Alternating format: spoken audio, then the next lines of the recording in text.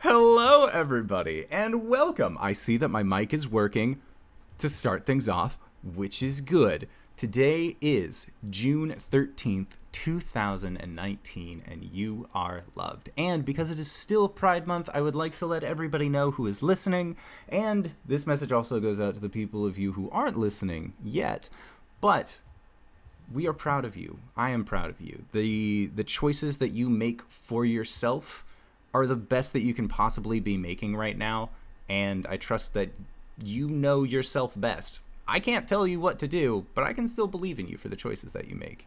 And I feel like that is always a very important thing to remember. Other things to remember is that we stream this live Monday, Tuesday, Wednesday, and Thursday here at 5:30 p.m. Pacific Standard Time at twitch.tv/indooradventures.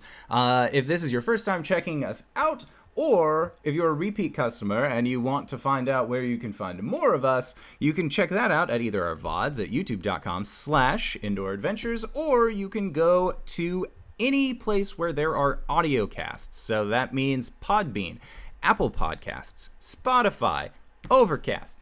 Any place that basically ends in a cast, that is where you can find our audio fishies. Other things to keep in mind, we have a Patreon set up, which goes to help support our after show, Nights in the Courtyard, where we answer questions not only from each other, but also from the community at large, which is super cool. So if you want to get to know our cast members more, or why we do particular things, Patreon is always a really good outlet for that. Also, I don't know why I had a mind blank on this.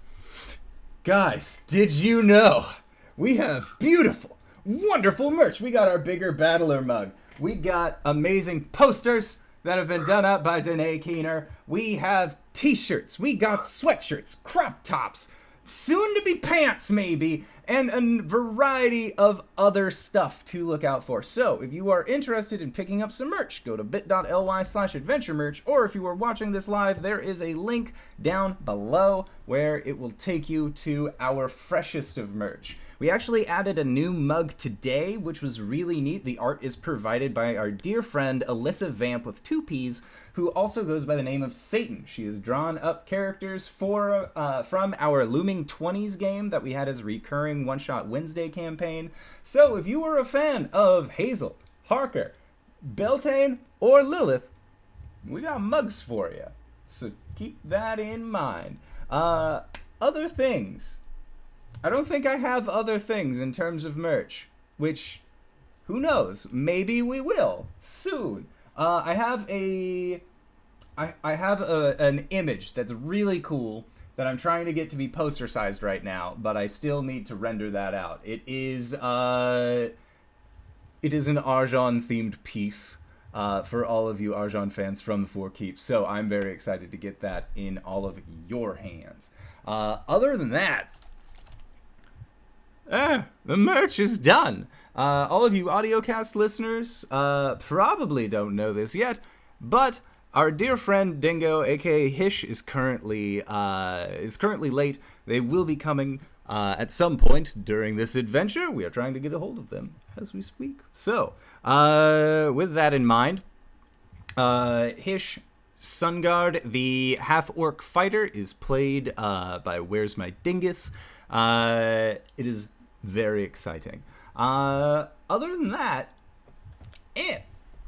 Kiana, who are you playing? I'm playing Ulman Dark, the human rogue, large buff man. Excellent. And Cyberwolf, who are you playing this evening? Hello, I am Cyber, and I play Albus, the Kalastra Bard. And Kylan, who are you playing? Hello, I'm KyleWithAnN. I play Jilfa'en, who also goes by Jill. She is our half-elf cleric of Umberly, and we both use she, her. Excellent. And I am the Indoor Adventurer, and I will be your Dungeon Master for this evening.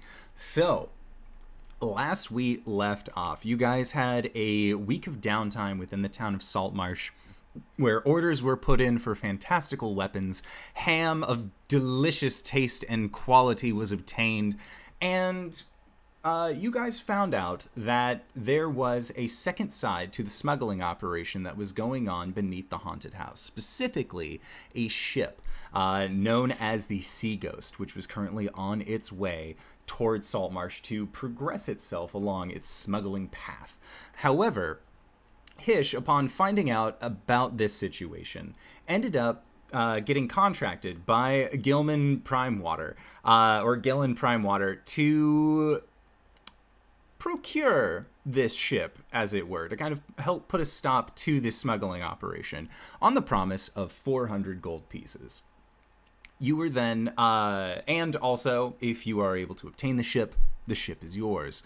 You all thought, that's a mighty fine idea, and decided that you were going to set sail to adventure aboard a small fishing raft with a hook-handed dwarf named Bronzebeard and a human man named Dave.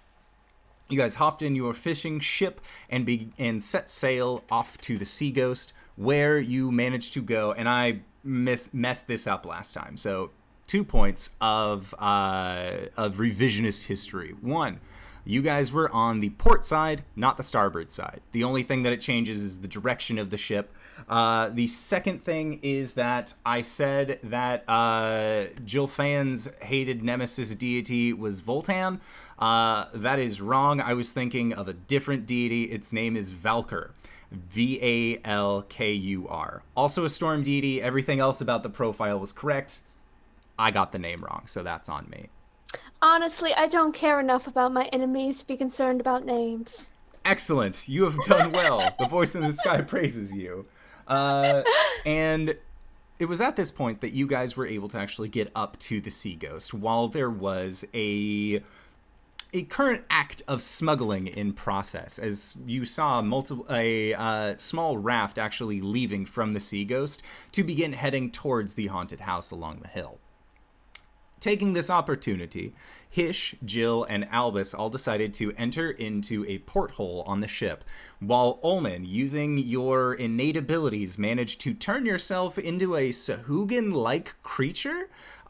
Jill then, after casting a fog cloud on you, Jill then cast a fog cloud on you, and as you climbed up the side of this ship, you managed to arrive to a group of rather startled individuals who, upon seeing you, were already intimidated, but then you gave them a marvelous speech about how they had not paid the toll of Umberly. And it was at that point that that Jill, Albus, Hish, and your new friend Oceanus, a sea elf that you had rescued, currently wielding a rapier, looking super handsome as all get out, busted through the door busted through the door onto the main deck. And that is where we are going to start tonight's session. So I would like for everybody to roll initiative. Keanu is currently going to be playing as Hish in the meantime while we wait for Dingo. So 8. 8. Jill, what'd you 21. get? Ooh. Ulman.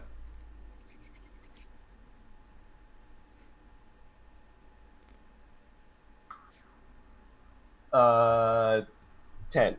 Okay, and what'd Hish get?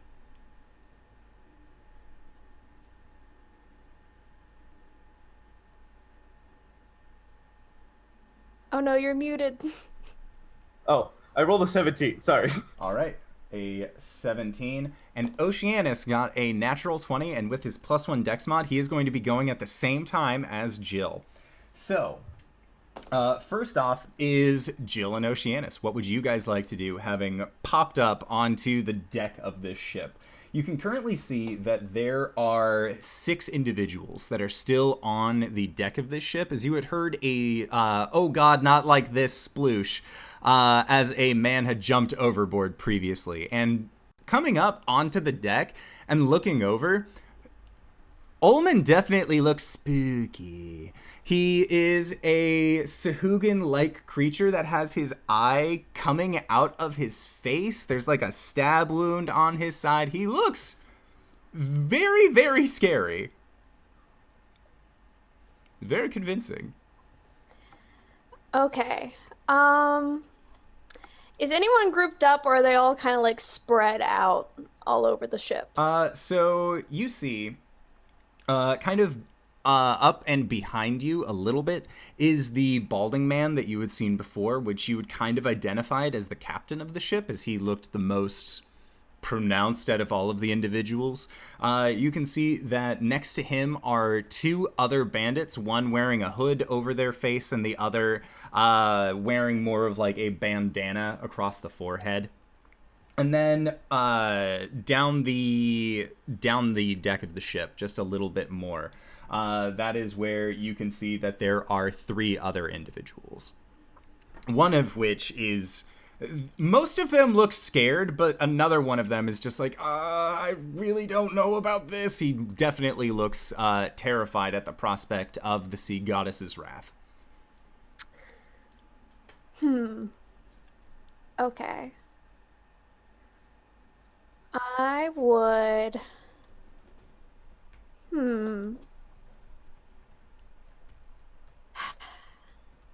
Okay.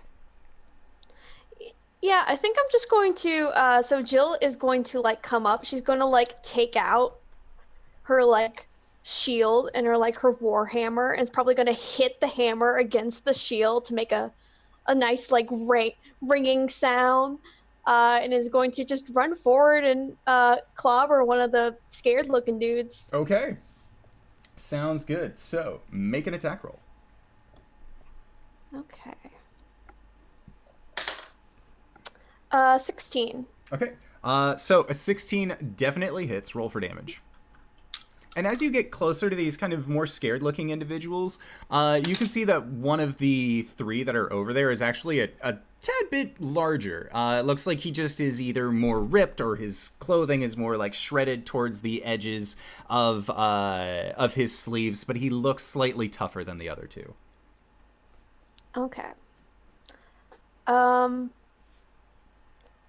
Is it possible to go for that one, or yeah, you can totally go, because there are the three above you and then the three kind of farther away. He's with the three farther away, so you can definitely just kind of run in front of Ulman as all of this fog and spookiness is happening around him, and just run right up and attack. So yeah, you can make your attack roll, which you got a 16.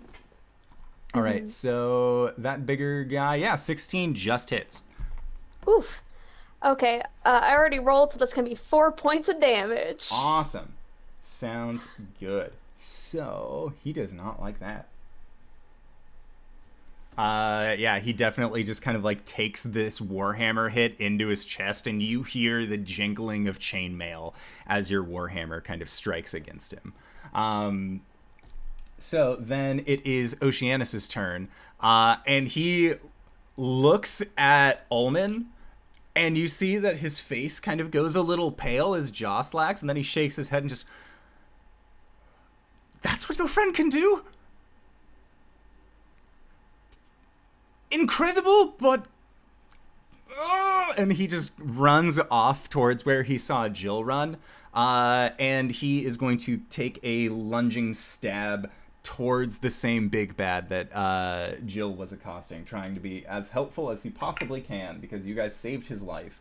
So he got a 18 to hit, which is good. And then 5 points of piercing damage. And there's definitely a little bit of like a vengeance strike going into this. Maybe this guy was one of the people that wasn't treating him so well under the ship, but he's definitely getting into it. So then next up is going to be one of the other crew members that are near both you, Jill, and Oceanus, and he's going to look. Fuck this! Nope! Nope! Nope! And he just jumps overboard, removing himself from combat. He wants nothing to do with this, and you just hear a to swim away as far as we can. Oh, shut the fuck up and swim. And you hear these two individuals just beginning to swim towards shore from your boat. So then next up, what is Hish's dexterity modifier? -1. Okay. So the captain of the ship is going to be going first. And he sees Oceanus and he sees Jill. And he sees this Sahuagin creature. And he is going to take a hand crossbow out of his large flourishing coat, and he aims it up towards you. And Ulman, he is going to make a shot against you, if possible. So that is going to be a 17 to hit. That does hit. Okay, so that is going to be for 5 points of damage. And kind of scanning around the battlefield as well, he sees the Sahuagin creature, he sees others, and he is going to then grab hold of the banister that he's on and swing himself over, kind of propelling him out towards you, Ulman. As he sees just undead fish person being like, the sea will be upon you. And he's like, must remove, bad touch, do not want. But he looks like his skills with a longsword are not as up to par as his skills with a hand crossbow. And he swings out towards you and actually misses. And then next up is going to be Hish. So, what is Hish up to on this turn? I think Hish is excited to get into the brawl and pulls out their scimitar and just charges the nearest crew member. Okay, the nearest crew member to Hish is going to be the captain that is also up on Ulman. So make an attack roll with your scimitar.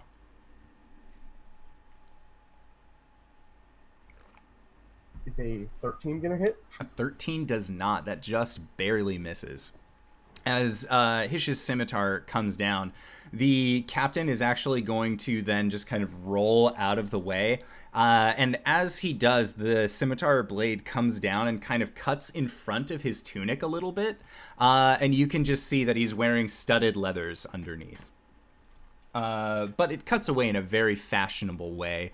If you get the blood off of it, if you kill him, it could probably look really cool.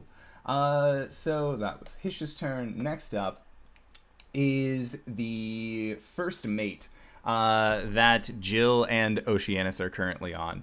And seeing the captain's resolve of fighting off this creature that says it's a follower of Umberlee, and seeing you, Jill, and your Umberlean regalia, he is going to try and strike out against you.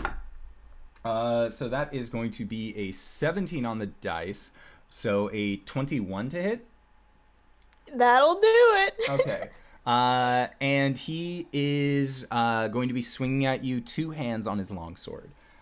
So he is going to get 3 points of slashing damage for his first attack. And he is going to be making a second attack against you as well. I would like to use a reaction. Sure. I would like to... Hang on, I gotta go to the name of it because I forgot. I would like to channel the Wrath of the Storm. Yeah. And so I would like for that dude to make a dex saving throw. Okay. That is a natural one. So he's going to be taken full. Yeah. Let's make this, I haven't done lightning damage yet. Let's do lightning damage.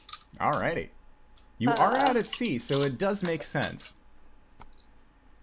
Alright, so that is going to be 8 points of lightning damage. Oof. Yeah, he does not like that at all. And after getting zapped and kind of fried, one of the other crew members looks over wide-eyed and just like, oh shit. And he is going to then try and swing his longsword a second time at you, but he only gets a 6 when actually trying to strike out against you. So, like, his body is just currently convulsing and his muscles are spasming from the electricity currently running through him. It's very difficult for him to hold his sword right now. So then next up is a bandit that is up near where the captain was, and seeing the captain jump down and actually begin making his way towards this sea creature, and seeing that Hish has run up as well, he's going to look over the side and just see Albus kind of standing there minding his own business as all of this unfolds. And this bandit is thinking, ringleader. If I take out the ringleader, I got this. So, Albus, you are going to have a bandit come up onto you, and he is going to try and make a swing at you with his scimitar. He is going to get a 19 to hit. That'll hit. Okay. So, for 4 points of slashing damage. All right, I'm down to half. I hate this. Oh my god. Okay. Yeah, so next up, Ulman, what would you like to do? You see that there is this captain, this bald-headed man that is currently accosting you, but Hish is right there next to him as well. I think Ulman sees Albus being attacked. It's like, God damn it! And he like pulls out his knife and like whips his arm to the side and whips it back in. Is like, revert! Like his arm transforms back into his own as his body like just reverts to its normal self. Okay. And he charges over at the bandit accosting Albus. Okay. So, do you have cunning action yet as a rogue? I do not, I think. Okay. Hold on. I thought that was a second level thing. I do. Okay. So, leaving will provoke an attack of opportunity, but if you would like to use your bonus action to disengage first and then run over and do a stab, totally works. Let's do that. Yeah, so you disengage, run over, make your attack against this small time bandit.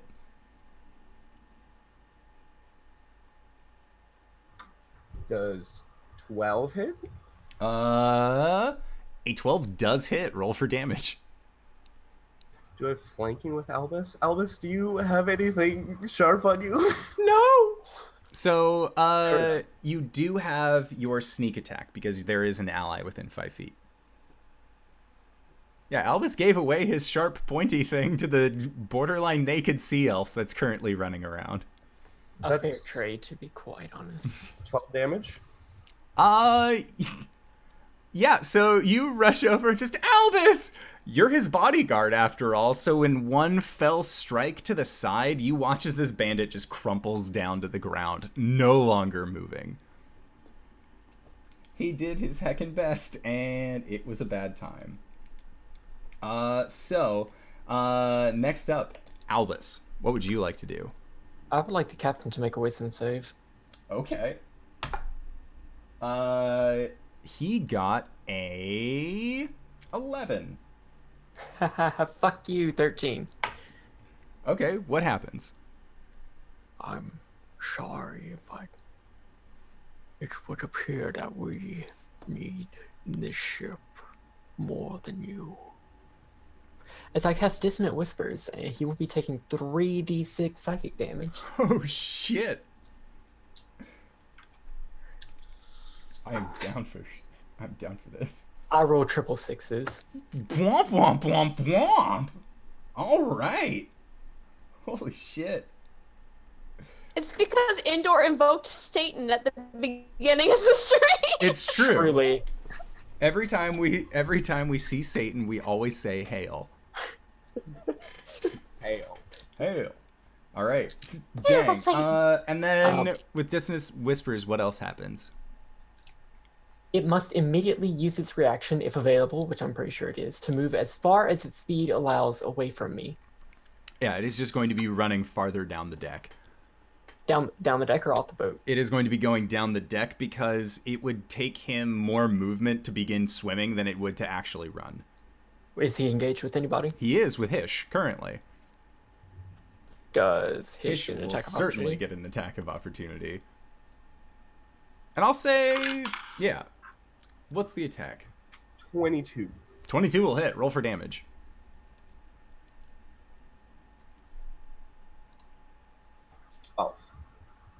12? Okay.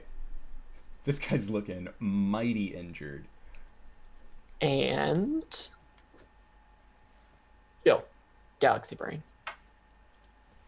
Whoa, whoa, whoa, whoa, whoa, whoa. Yes, das ist And then apparently the secrets of the multiverse make sense for a little bit. Just a hot minute.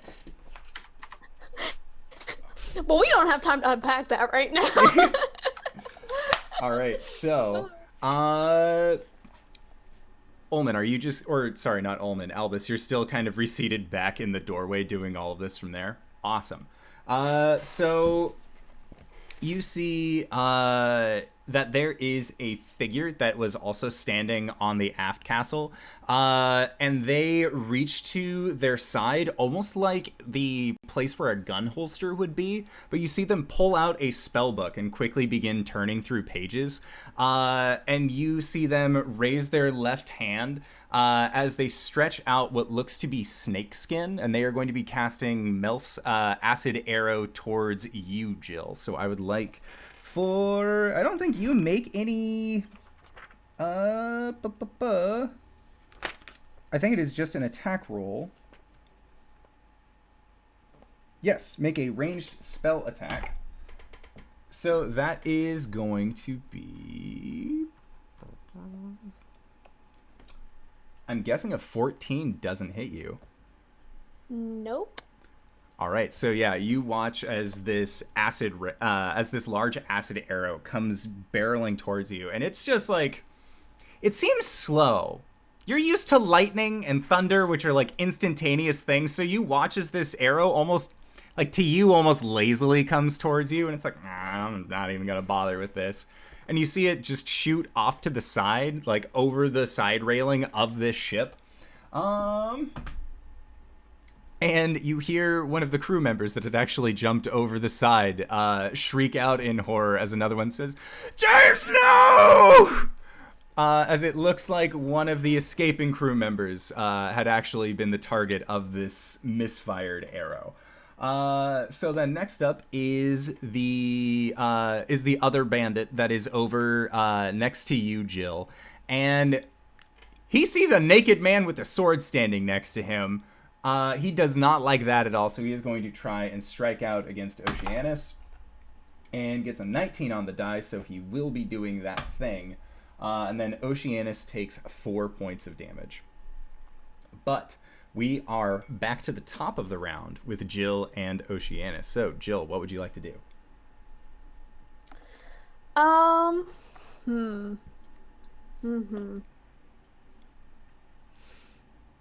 would like to use Thunder Wave, but I'm afraid that would get Oceanus as well.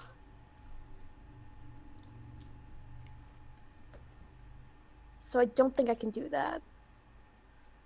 You could possibly position yourself in a way that doesn't end up catching him. Because how large is Thunderwave around you? It's a 15-foot cube. Okay. Yeah. Yes. No matter. I will. Okay. I want the buff chainmail dude to make a wisdom saving throw. Okay, he gets an 11. All right, so the dead is about to be told, motherfucker. Oh shit. And he's already injured. Ah, the sweet, sweet D12. going to be 5 points of necrotic damage. Okay. You see him just grip the sides of his head, and like his sword is still kind of barely being held on. He looks incredibly weakened by this. So it is Oceanus's turn, and seeing this opportunity of this guy kind of like holding his head after you toll, he is going to try and stab out with his rapier. And he gets a 14 to hit, which is not enough to actually hit this chainmailed man. But he tried his best, and that's what counts. Next up is the captain. So Dissonant Whispers, he had to move his full. Can he then move back, or is he permanent, or like... I do not believe he is frightened of me. Okay. Yeah, so seeing, kind of looking around and having heard the majority of all of your voices kind of calling out to each other in combat, except yours, Albus, you see him just look towards you and raise his hand crossbow. He does not know what the fuck you are, and he does not want to have time to figure out, so he's going to attempt to shoot you. And that is a natural one. So as he tries to shoot at you, the wind kind of picks and carries it over towards the door. And without moving, Albus, as you kind of watch as this zooms in, you know it's not going to hit. So you just stand there as it sinks right next to your head. Mind Link, don't you dare.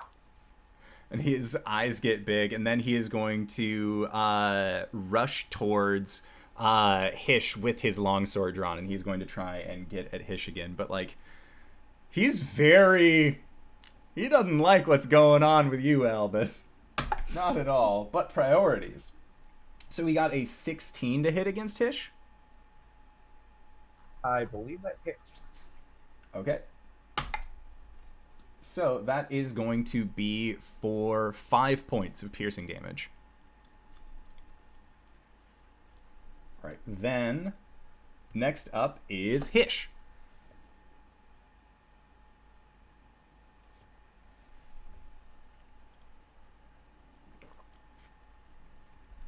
So, what is Hish doing? I'll figure out that sheet at some point. Sorry. I have not dealt with the desktop version of the site very much, but I have to keep it up to play 2 because my phone does not work fast enough to do that. No. I think Hish stares him down and is like, "There's no way you're getting out of this alive.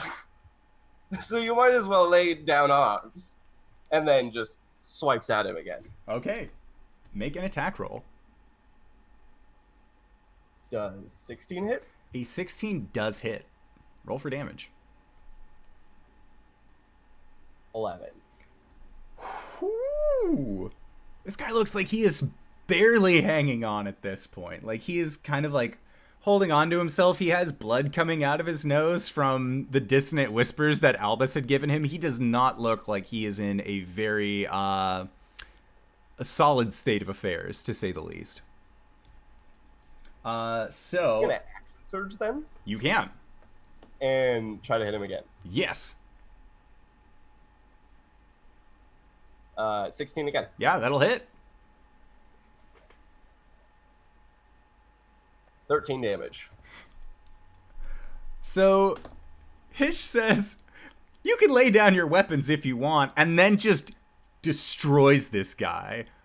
Like, just completely eviscerates him in front of you. And it's very weird. It's like Hish seems like the kind of just a guy, I'm just doing my thing. You know he's a smuggler, but the way that he utilizes his scimitar in this moment, this is not the first time he has done this. Like, this is not the first time he has done this exact thing. And you guys definitely see that in this moment.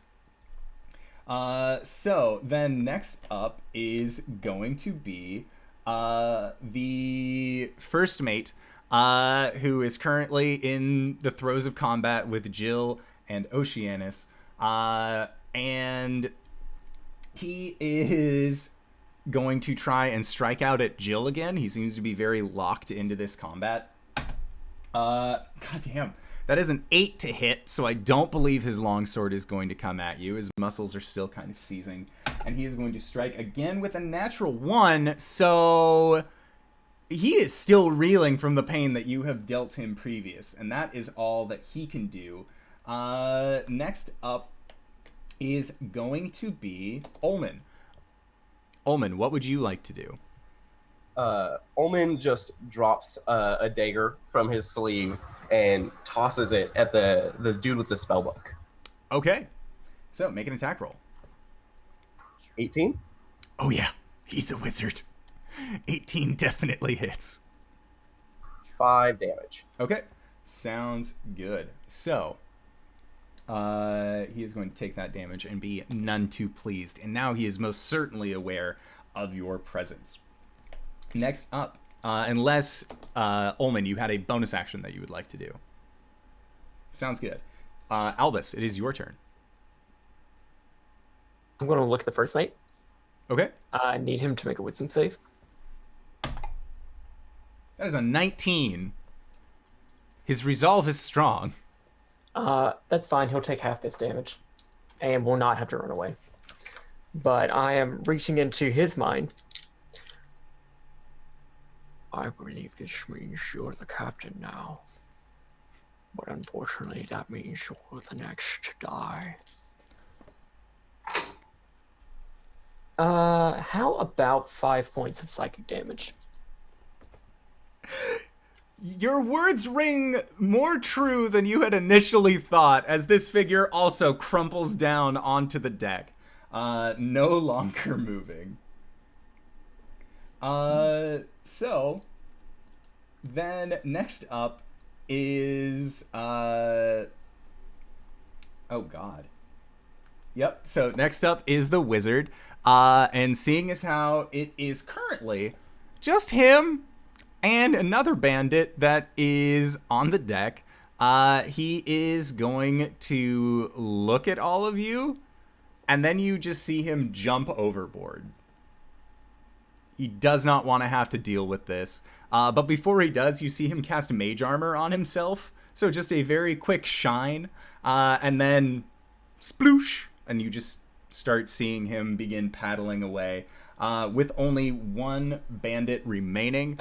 And seeing as how that there are multiple aggressors upon him, the first crewman, the captain just died, the first mate just died, the deck wizard has run away. He just puts down his scimitar and raises his hands up. Just said, "They were all dicks anyways." Well. And he is going to attempt to surrender. Ulman just like gestures to the side of the boat. Okay. Wait. Before we do that, please, tell us, what is your operation here? Make an intimidation check with advantage, because you've just murdered everybody. Oh boy, I may have to use my bardic inspiration on this one. Yeah, we're gonna go ahead and use that. What is the? I believe it's a D6. Okay. At your level, it should be D6. 12. That's intimidating enough for him. Again, he's scared shitless right now because everybody he knows is dead. And either dead or left him for. And so he says, we were running weapons for the lizards. For the lizards? Who are the lizards? Like the lizard folk. Like actual lizard people. And Oceanus turns to you, Jill, and says, "I did mention them when I was you know what? I won't agree with him, but I did bring this up." And he keeps his rapier out towards... Look, it's a high tense situation. Sometimes details feel like you heard them a week ago. Now. They both nod in agreement to this. Okay. Are there any more of your friends out there, or are they all dead or off the boat? They were off the boat. They were, go in there. And he points to the haunted house that the three of you guys would know that Gillen Primewater is currently in the midst of disposing of. So anybody that sailed there, probably dead. Gotcha. All right. Well, anything interesting on this ship that is valuable and we would love to know about? If there was valuables, you think they'd fucking tell me? I'm just wearing basic leathers here. The captain had studs. First mate had chainmail. I got nothing. Inside check. Okay, roll an insight check.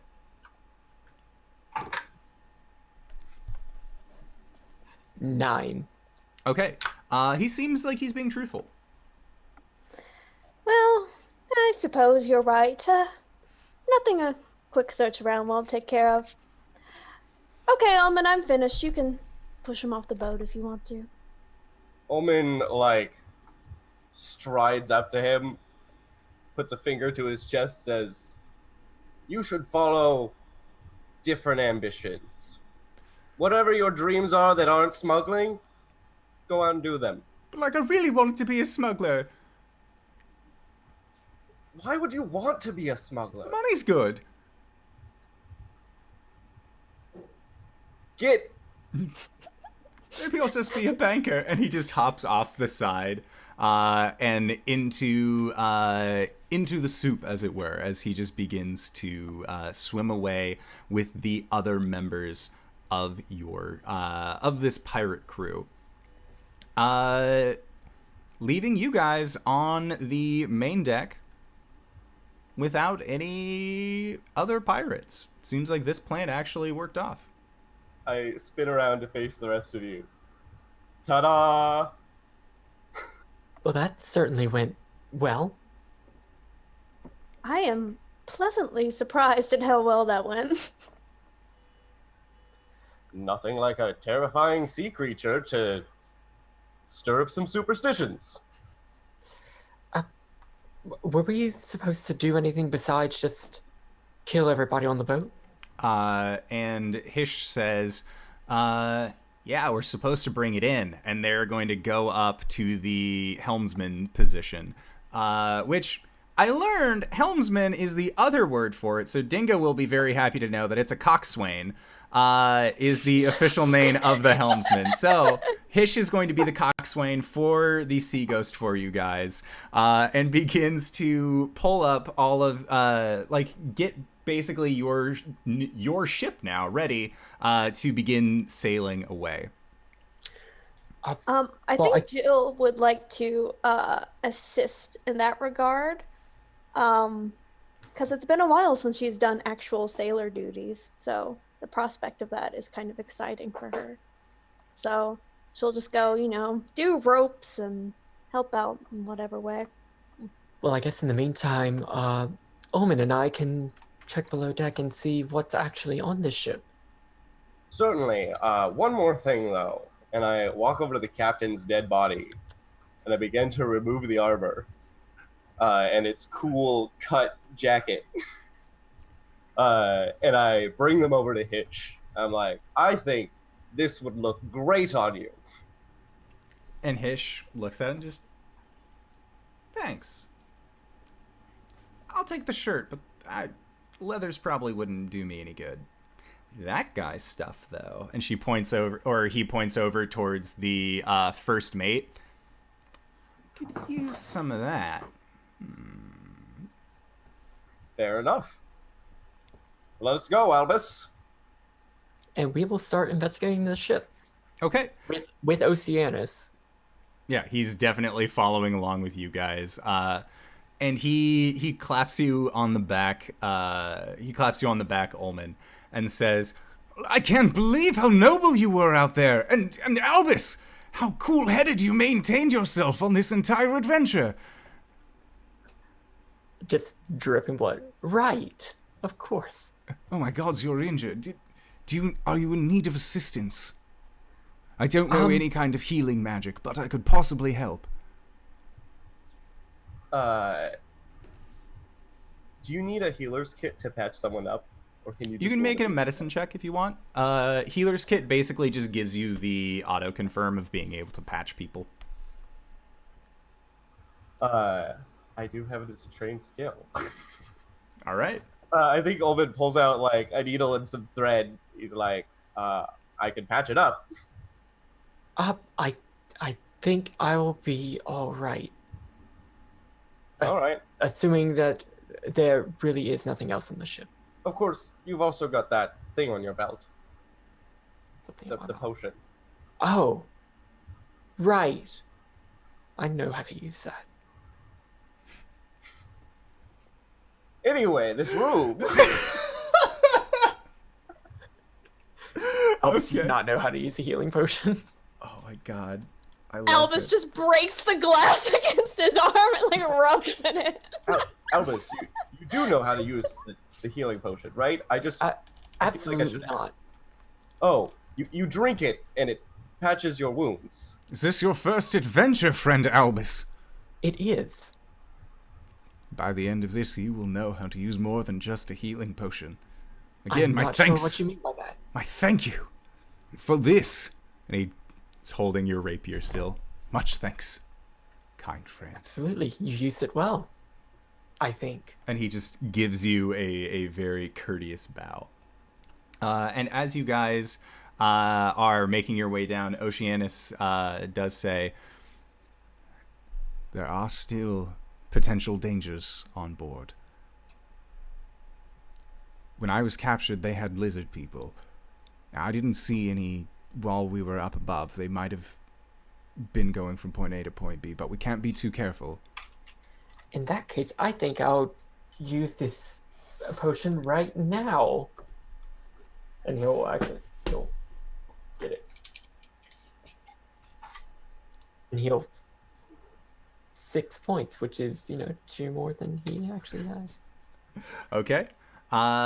So you guys make your way down into the checking out the rooms of the main deck, and looking around. You don't actually see too much. You find to your delight, you find their storeroom, and you can see within the storeroom that from iron hooks set into the ceiling, there hang 3 long strings of sausages, a large hunk of meat, which almost looks like beef, and a large ham. Against the whole are 3 sacks. Set against the bulkhead beside the door are casks and a ceramic jar. Against the other bulkhead are a set of large and a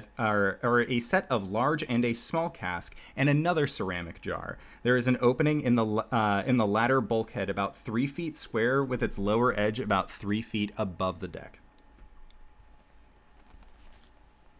But yes, Victory Ham was found on the ship this day. Happy. So a whole bunch of food?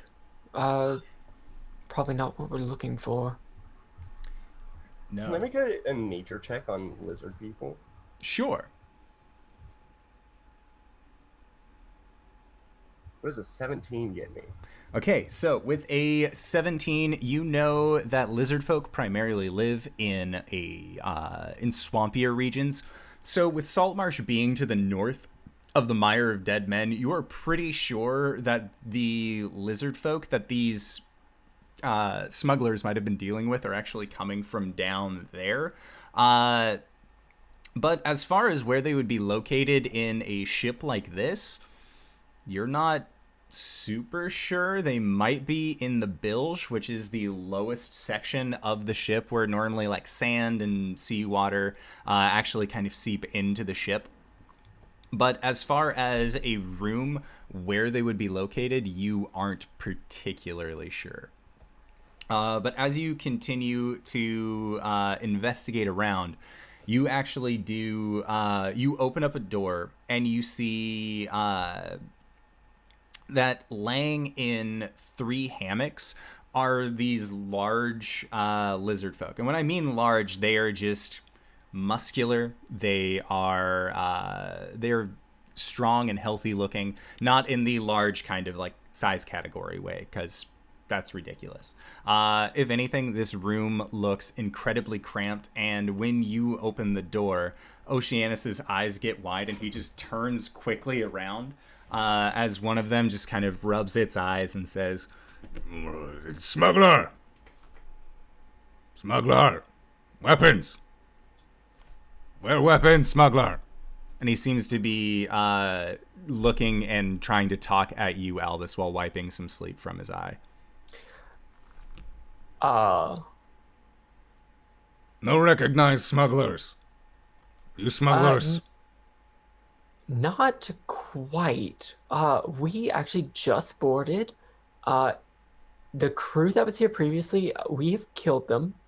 And we are taking control of the ship, I believe. And at that, he bats awake the other two lizard folk. And what languages do you guys speak? Celestial, Common, Deep Speech, Primordial, and Quarry. Common, Elvish, and Sylvan. Okay, so this lizard folk barks in a language that the three of you, including Oceanus, do not understand. And then the other two lizard folk actually grab at clubs along the ground, and they are going to try and rush you. They seem to have had a little bit of a deal with the previous crew, and they are not looking kindly to the fact that the deal has gone south. So I would like for you guys to roll initiatives once more, unless you would like to keep your number from the initiative previously. Okay, so Albus, what'd you get? 10. Okay, Ulman. 16. Okay, and then Oceanus gets an 18. And then where is Jill during this? You said that you were helping Hish out with the ship? Yeah, I was helping Hish out with the ship, but if I hear any commotion, Make a I just yell, trouble! At the top of my lungs. I don't see why not. I mean, you're just yelling. Yeah, Hish or Jill, you will definitely hear them. It's going to take you a full round to get up to them, though, as they are kind of on the farther end of the ship. So Hish is going to maintain control of the helm, so that way you guys can just kind of continue on. And Hish is not like sees these lizard folk, sees that you guys clearly outnumber them. It's like, I'll get involved if things look bad. So let's roll for these lizards. I rolled 2 3s in a row, which is good. And then the leader of theirs. So Oceanus is actually going to go first, and he is going to then turn into the doorway of where the lizard folk were, and he's just going to stab out with his rapier in an attempt to get this lizard man right between, right in that meaty part between your shoulder and the rest of your chest. And he gets a 4 on the die. He seems to have made himself a little bit dizzy on his quick spin, so he wasn't able to do what he wanted to do. Next up, Ulman, what would you like to do? I want to dash inside. Okay. And try to like get around behind the one of the lizard man that he was just attacking. Okay. Yeah, you can totally do that. It takes a little bit to squeeze in, and now you are in the middle of these 3 lizard men, but you are still able to attack like you wish.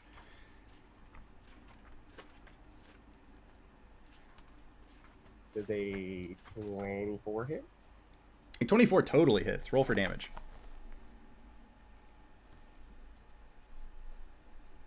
Uh, 9 damage. Okay. So he does not like that. Not like that one bit. Then next up, Jill, what did you roll for your initiative? I will roll that right now. Okay, cool. It's a 10. Alrighty, sounds good.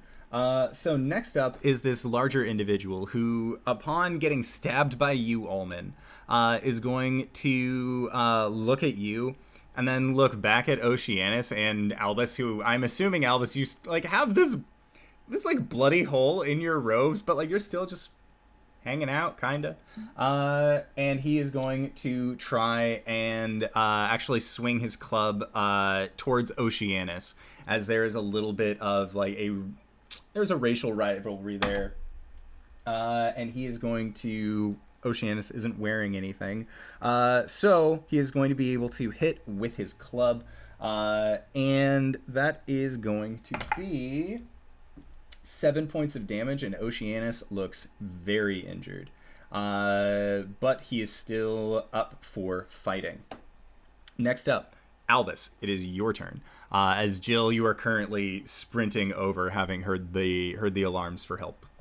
I would like to viciously mock the one who hurt my new associate, so I need a wisdom save. Okay. I almost said the F word. It gets a 19. It seems much wiser than you would think. Well, it's the duty head. It is. He's a big old stanky dude. Do I see Jill coming in? Make a perception check.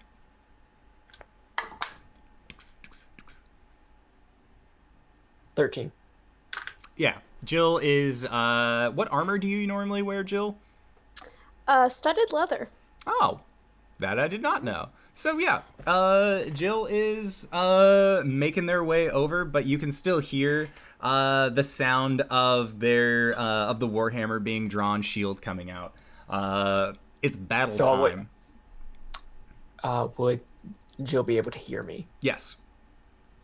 Okay, so I started speaking deep speech, and time seems to slow down as you are galaxy-brained once more.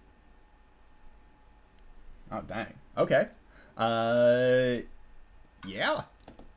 Next up are the two lizard men that are inside of this chamber. And seeing as how, Ulman, you have rolled yourself into the middle of all of them, they are going to try and strike out against you because they can't get out of the door with you still here. One is going to get a 14 to hit. Negatory. Okay. And then it is going to make a... it is going to try and just kind of bite out against you. It seems like it is going to be using its natural weapons as you've put it in close quarters. But it's too close for it to move. This room actually seems smaller than it's able to stand, so it's just kind of cramped and tries to alligator bite out at you.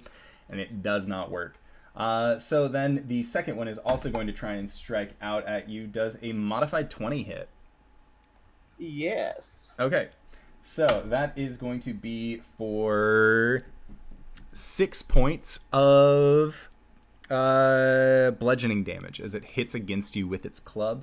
And then it is going to try and also take a bite against you. And that is a 3 on the die, so I do not believe that that is going to be the case. So, next up, top of the round, Oceanus. He's upsetty. He's going to try and stab out against this guy who hit him earlier. And that's a natural 1. He is not... He did a lot of work in the last fight, kind of. I mean, he hit people, which is good. But that is all that he can do right now. Ulman, what would you like to do? Ulman drops another dagger out of his sleeve, and like grits his teeth, and it's like, this is gonna be harder than I thought, and tries to go after the one between him and Oceanus. Okay, make an attack roll. Does a 19 hit? Oh, totally.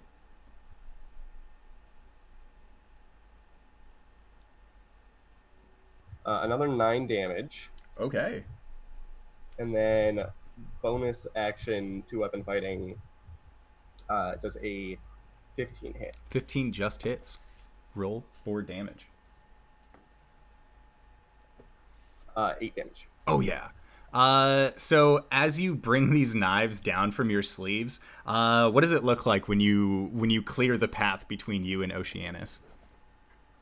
He's just facing away from me, so I just sink them both in at the base of his skull. Okay.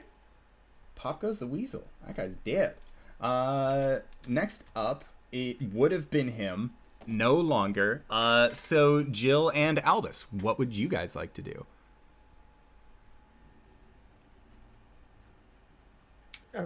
I would like to viciously mock whoever is still threatening Oceanus. That guy's dead. There's just 2 that are currently in the room.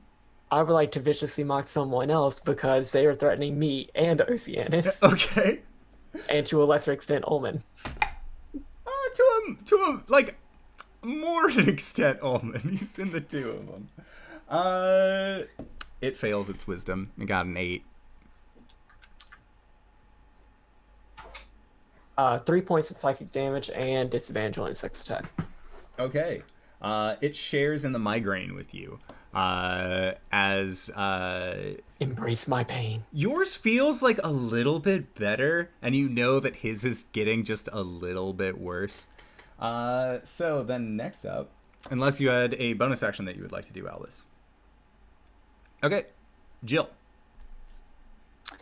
I think as Jill runs into the room to assess the situation, she sees that Oceanus is looking a little bit hurt, and she's gonna say, "You're going to be okay," and cast Healing Word. Ulman is very hurt. He'll be fine. This other man's not wearing armor. That's going to be 7 points of healing to Your hot elf Oceanus? friend. Okay. Yeah, he takes all of it. and that's my bonus action. As an action, she's going to run into the midst of it and just clobber someone with that hammer. Okay. I guess whoever's bothering Ulman at this point. They both are. Okay, well then I will attack the one that looks the most injured. Okay. 16. Okay. 16 hits. Roll for damage. And that's going to be math. 10 points of damage. Ooh. Yeah, no, he takes that to the chest like a champ, but you definitely hear the cracking of his ribs breaking inside. He is there's some Mortal Kombat shit happening inside of his chest right now, and he's not happy about it. Okay. Next up are these 2 creatures. And Jill, you and Ulman have now made your way into this room and are currently trying to fight. One of them is going to try and strike out at you, Jill, and gets a 17 to hit. Doesn't hit. Ooh.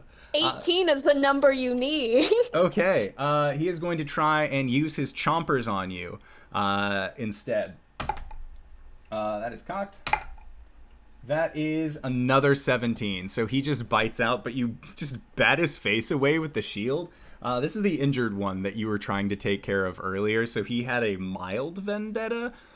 No, it's not happening. Then the next one is going to try and strike out against you, Ulman, as it is just closer to you and feels like that is the, it can fight its way through things. It's a lizard folk. It is proud. It is strong. It got a 14.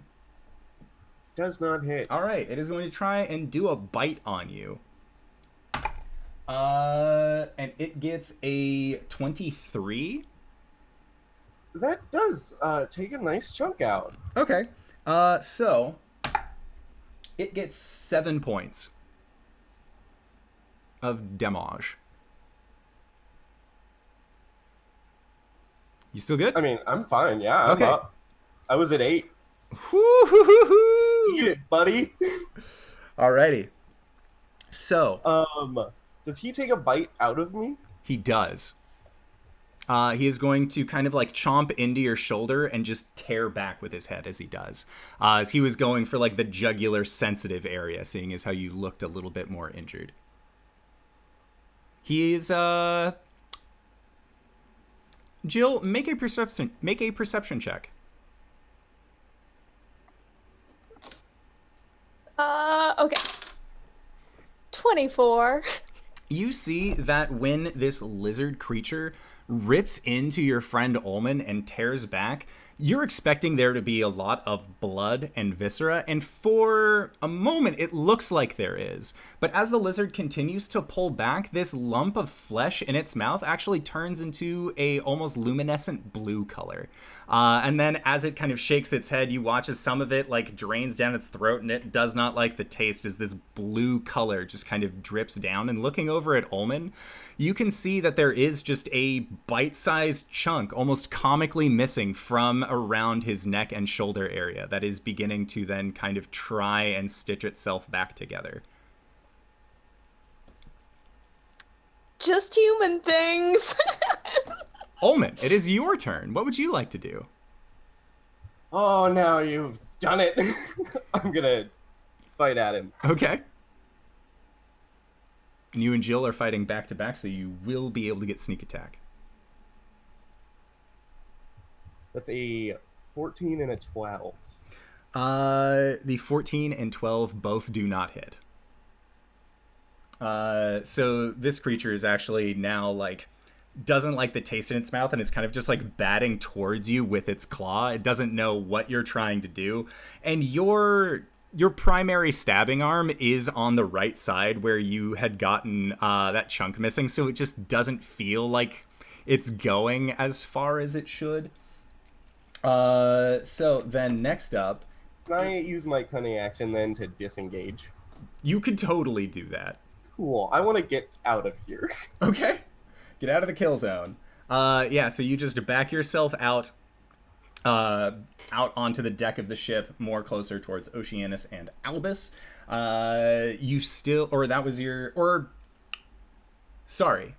You wouldn't be able to use your cunning action because you used two-handed fighting to get your second strike against, which requires your bonus action. So you would not be able to use cunning action. Sorry. But I do still have a move, You do have a move, but you would provoke attacks of opportunity from these two lizards. I guess I'm staying in! Okay. Welcome to the Thunderdome, bitch. Jilfa'en, please, some assistance! All right, so Jilfa'en and Albus. Albus will use Healing Word. Excellent. This one. That's this one. Take 6 points of healing. Heal up them six. Appreciate it. Heroes never die. And then I'm gonna viciously mock the other one. Alrighty, so wisdom. That is an 18. It is also wiser than it would appear. Well then, that's it. Okay. So Jill, what are you doing? You have these two, one completely fine-looking lizard man in front of you, and then another that looks very hurt and injured. Jill's just gonna say, "Gonna be all right, Ulman," and also do Healing Word for what is that? I think that's 7. Yeah, 7 points of healing additionally. And then is going to hopefully toll the dead on the very hurt one. So Okay. Wisdom save. That is a 16. Here's some wise lizards. Boo! That's it. Okay. Sounds good. So, it is time for these two. And Jill, seeing that, them seeing you cast magic, the one that is on you is very much an aggressor at this point, and is going to get a 14, which does not hit. And when it bites out against you a second time, it gets a modified 20 to hit. So it is actually going to do a chomp on you. And with that satisfying crunch through your studded leathers, you're going to be taking 7 points of piercing damage. That's fine. I would like to use my reaction. Okay. Sorry, 1 second. I can only do so much math at once. Okay. Yeah, I'm gonna need a dex save from old lizard boy. Okay. He was much wiser than he was dexterous. He fails. All right, we're gonna do lightning damage again because I don't know, just in a mood for lightning today. So she is going to use the Wrath of the Storm. Wait, is that... Okay, that's 9 points of lightning damage. That is exactly what you needed. As he sinks his teeth into you, you just flex your arm where he had bitten in, and from those puncture wounds, you just see electricity begin pouring out and just zaps him full on in the face after he did his bite onto you. His body then crumples backwards, falling onto the ground. There is now just one very angry, very healthy-looking lizard man left. And he is going to try and strike out against Ulman, as he still has this, like, bluish slime in his mouth. So Ulman, does a 15 hit? Exactly. Okay. So he deals 3 points of damage with his club. And he did not like the bite that he did last time, so he is going to try and claw out at you instead. With a 22 to hit. That was also hit. Which deals 7 points of slashing damage. Next up is Oceanus. And Oceanus is going to come into the room where you guys are, and he is going to try and stab out against this last remaining lizard man with a 17 on the die. Good job, Oceanus. Proud of you, buddy, for minimal damage. So he deals 2 damage to this creature, which, still counts. He still did a good. Ulman, it is your turn. I just eye this guy down and lunge in at him one more time. Okay. Make your attack roll.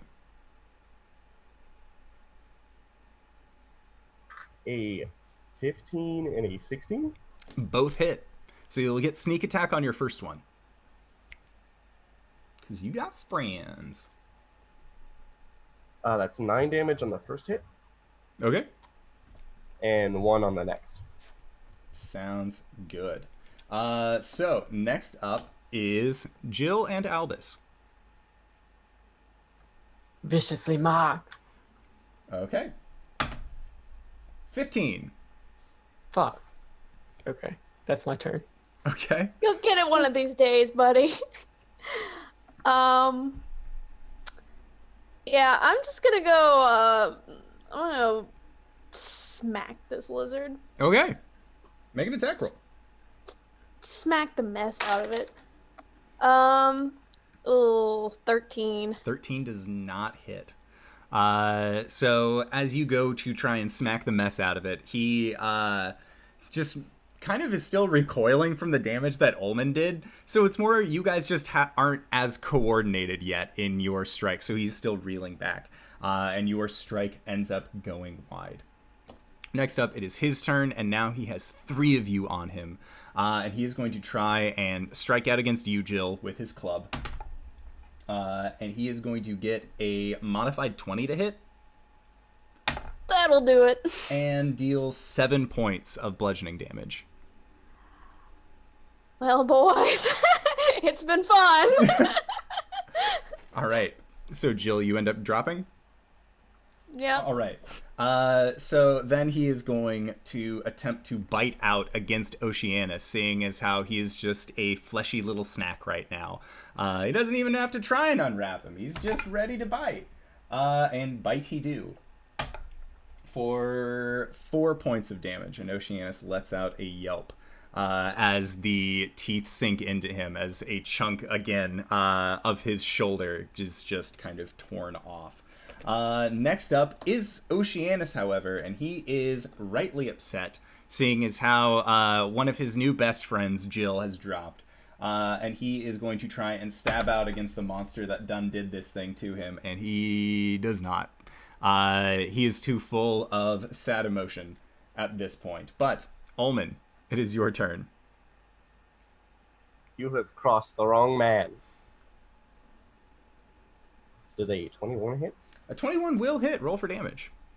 You still have a friend nearby. 11? Okay. Ulman, how do you bring down this last lizard man? You said they're kind of stooped, right? Yes. I think Ulman just stabs him up through the throat and like pins him into the ceiling. Gross, but awesome. And then I immediately kneel down and break out my healing potion and like try to feed it into Jill's face. Okay, yeah. Roll for your healing potion. 2d4 plus 2.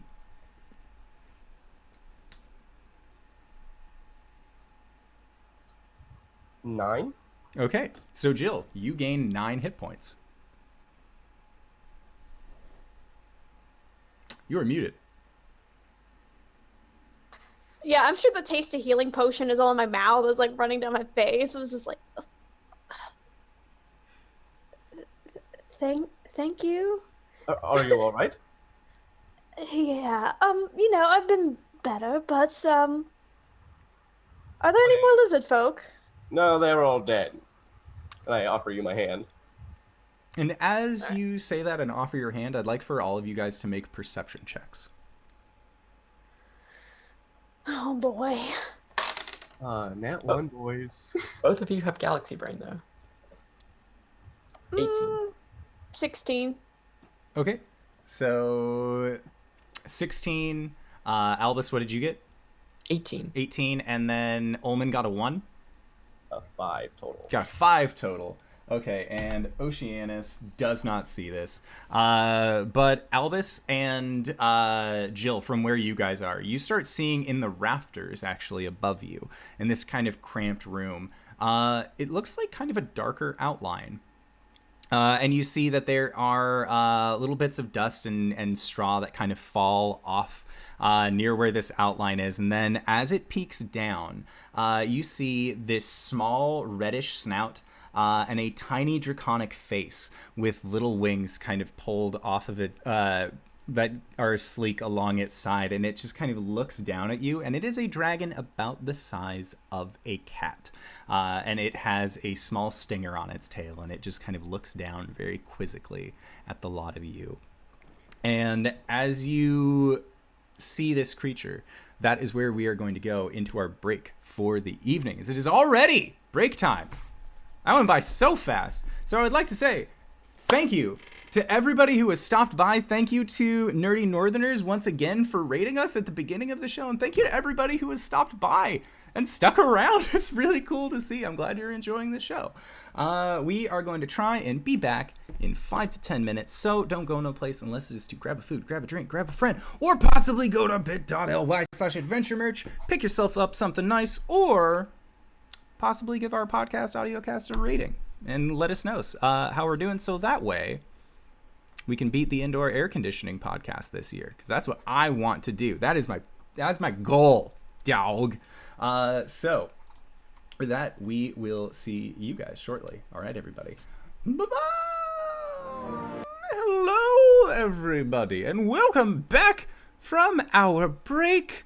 We have killed so many people on this boat. You guys have a bunch of corpses around you.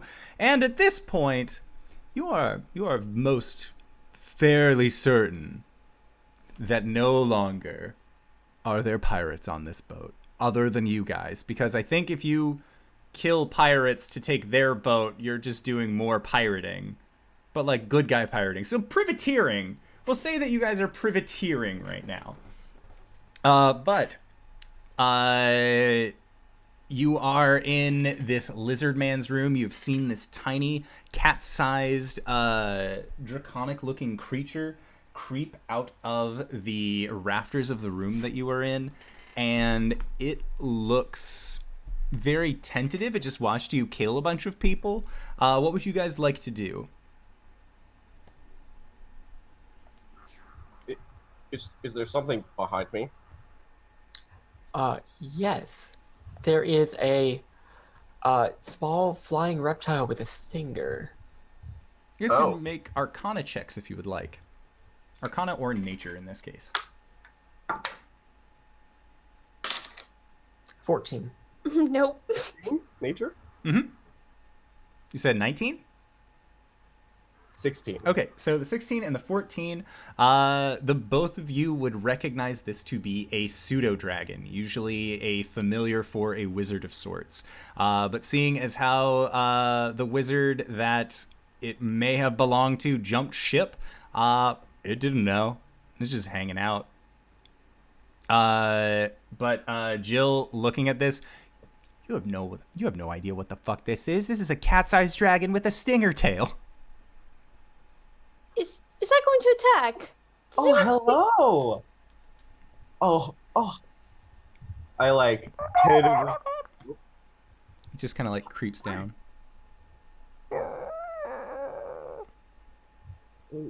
We aren't here to hurt you. Make a... Are we going to kill it? No. Make an animal handling check. I don't like the way it's looking at me.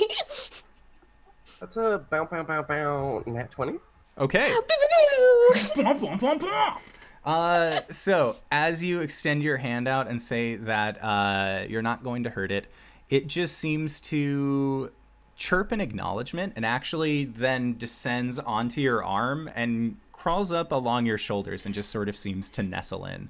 Kind of rubs its small draconic face against the underside of your chin, which is perfect for it because your chin is very long and pointed. Did you just make that your servitor? He's my friend now. I don't know, I'll take care of him and maybe he'll help me. Well, as long as it doesn't sting anyone, I suppose why not? No, they're very docile. It's a pseudo dragon. A what? Pseudo dragon? They're peaceful creatures. Wizards often have them as familiars. Well, okay. Well, as long as it doesn't attack, I'm fine. Let's, I suppose search the rest of the ship. Yeah, let's do that. Okay. I'm going to go upstairs and take a seat. I am feeling rather weak. Yeah, if you guys would like, you can take a short rest while you're up here. Just kind of find your footing again, as it were. Yeah, there's some vacant hammocks. I will pop a squat there. All right. There's still some dead lizard men in the room, but that's not going to deter you from putting your feet up. It's been a long day. I drag the lizard men out Okay. and throw them into the sea. Oceanus will definitely help you rid this room of the lizard folk. And you see that he's also going around and kind of just bringing up all of the bandits that you guys had attacked and kind of just laying them out in a more uniform fashion so they're not just scattered every which way. I go back down to the hammock room and I'm like, do you do anything when people die before you throw them into the sea? I can't say I've ever encountered this before. I could do something, I guess. I mean, they deserve at least some sort of funerary, right? They were people. Except those lizard folk. And Oceanus spits on the deck. They weren't I mean- People, they were monsters. They I understand how you may have some negative feelings, given your situation. Is it alright if are you guys going to use that studded leather armor that's over there? feel free. You are Very not naked. fully dressed. Go. Thank Please you. do that. Dead men don't need clothes. And he just goes over and begins kind of rifling through it. Digital Meow Mix, thank you for the follow. So at Ulman's request, Jill will reluctantly get out of the hammock and I guess go to the deck and survey these dead bodies and just be like, I haven't really done this before. I don't know what to say. Oh, Umberly, if you would take these bastards back into the sea, do whatever you want with them, I guess. I don't know. Is that good, Ulman? Indoor, can I try to recall what... Can I try to recall what somebody would do whenever their crewmates died? Yeah, you can make a religion check if you would like.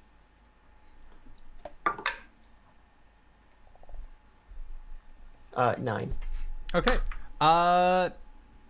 They usually threw them overboard, screaming in terror. At least that's what you remember them doing anyways. That seems more than what I've ever heard anybody do. Well, you're the person of cloth, so I suppose if you say that does it, then we send them overboard. Well, the difficult thing is, with my deity, she likes hurting people and drowning people. So, I think this would be more of a celebration for her, perhaps.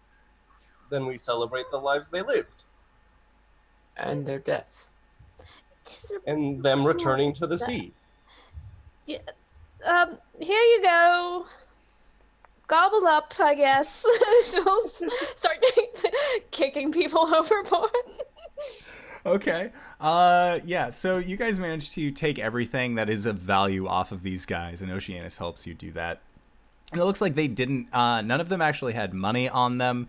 The wizard might have had his spell book, but you aren't necessarily sure. He had jumped off as well. But you guys do manage to collect a small pile of scimitars, a few long swords, a hand crossbow, and you just have them laid out. And then, all right, see, gobble them up. And you just start tossing bodies overboard. And we'll say that, I mean, you guys are like, you're lifting, but you're all lifting together. There's 4 of you.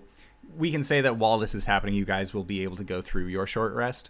So feel free to expend your hit die as you see fit. So during this short rest, can I... If I try to mind link with the pseudo dragon, do I get anything? Like, does it understand the language? That is a good question. Let us see. I do believe that it is able to understand Draconic. I don't think it knows how to speak it, but it might. So let us refer to the rule book. I can speak telepathically to any creature I can see within 60 feet. We don't need to share a language for the creature to understand my telepathic messages, but the creature must be able to understand at least one language or be telepathic itself. And then I can let it speak telepathically to me. Okay. Yeah. But there's no restriction on that. All right. Yeah, no, I was more looking at it to see if it was capable of language. It says that it can't speak it, but it does have an intelligence of 10, so it would be able to form complex sentences in its head. It is as smart as any other townsfolk, probably smarter than a lot of the townsfolk that exist in Saltmarsh. So as you initiate the link to it, what do you say? Hello, can you understand me? Is there... Do you understand what these people were doing on this ship? And Ulman, as Albus is doing this, the pseudo dragon's head just kind of perks up, flips over to you, Albus, and actually takes off from you, Ulman, and flies over towards you, Albus, and kind of does a few circles above you and just says, "You can talk? I can talk? Hi. Oh, I can understand. Hi, I'm Bims. Bims. Hello. That's what everyone called me. I'm Bims. Hi, Bims. I'm Albus. Hi, Albus. Do you know what was going on this ship? Let's see if it is capable of understanding that complex of a thought. And it just says, I know that we go to a lot of port towns. Do you know which port town they were going to go to next? They were going to go to the port town that had all the lizards in it. Why were they going to do that? Well, because the lizard people, they just keep wanting all these weapons. I don't know. There's a lot of pointies, a lot of sharps. And would those pointy things make them happy? It seemed like it did. They seemed very happy. Very concerned, but very happy. Very concerned. Did He they was ever say concerned what they were before. concerned about? Said something about a sagugu? I'm not really sure. A sagugu. That sounds like my language. What's your language? Is this how you normally speak? It's how I used to, yes. I like this. This is really nice. You're really nice. Why, thank you.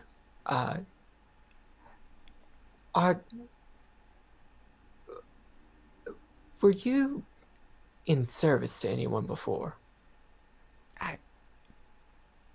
Sometimes.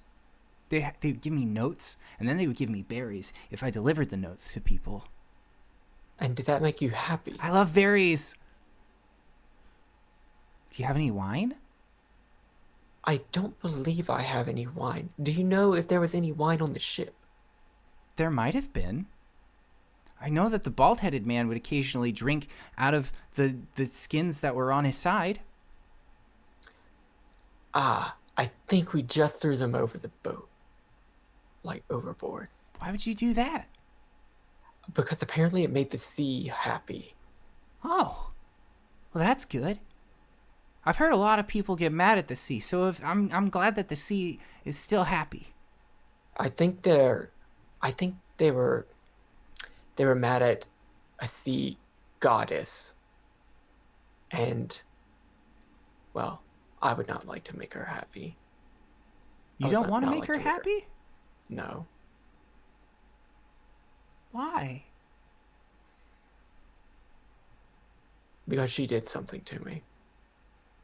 Oh. Well, I'm A sorry. long time ago. I'm sorry. That sounds rough, buddy.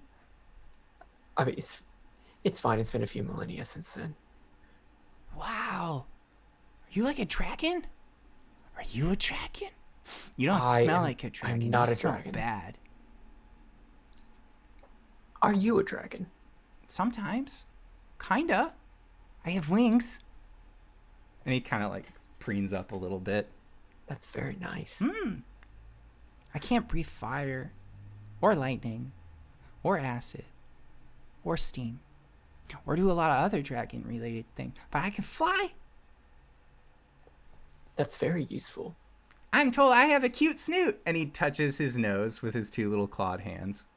A cute snoot. A cute snoot. I'm not sure what that means. It's my nose. And he flies up and he just kind of like boops your nose with his. You have a snoot. And he just shakes his head as he kind of gets a bigger whiff out of you and just... You seem nice. But you don't seem nice. And he kind of like pops off of you and flies back over to Ulman. And then just sort of looks over towards you. He is very nice. I'm sure he will make you very happy, and I will let him know that you like berries. I do like berries. And at that, he kind of like hunkers down, and you see that his tail is kind of like just flicking back and forth ever so as he looks at you.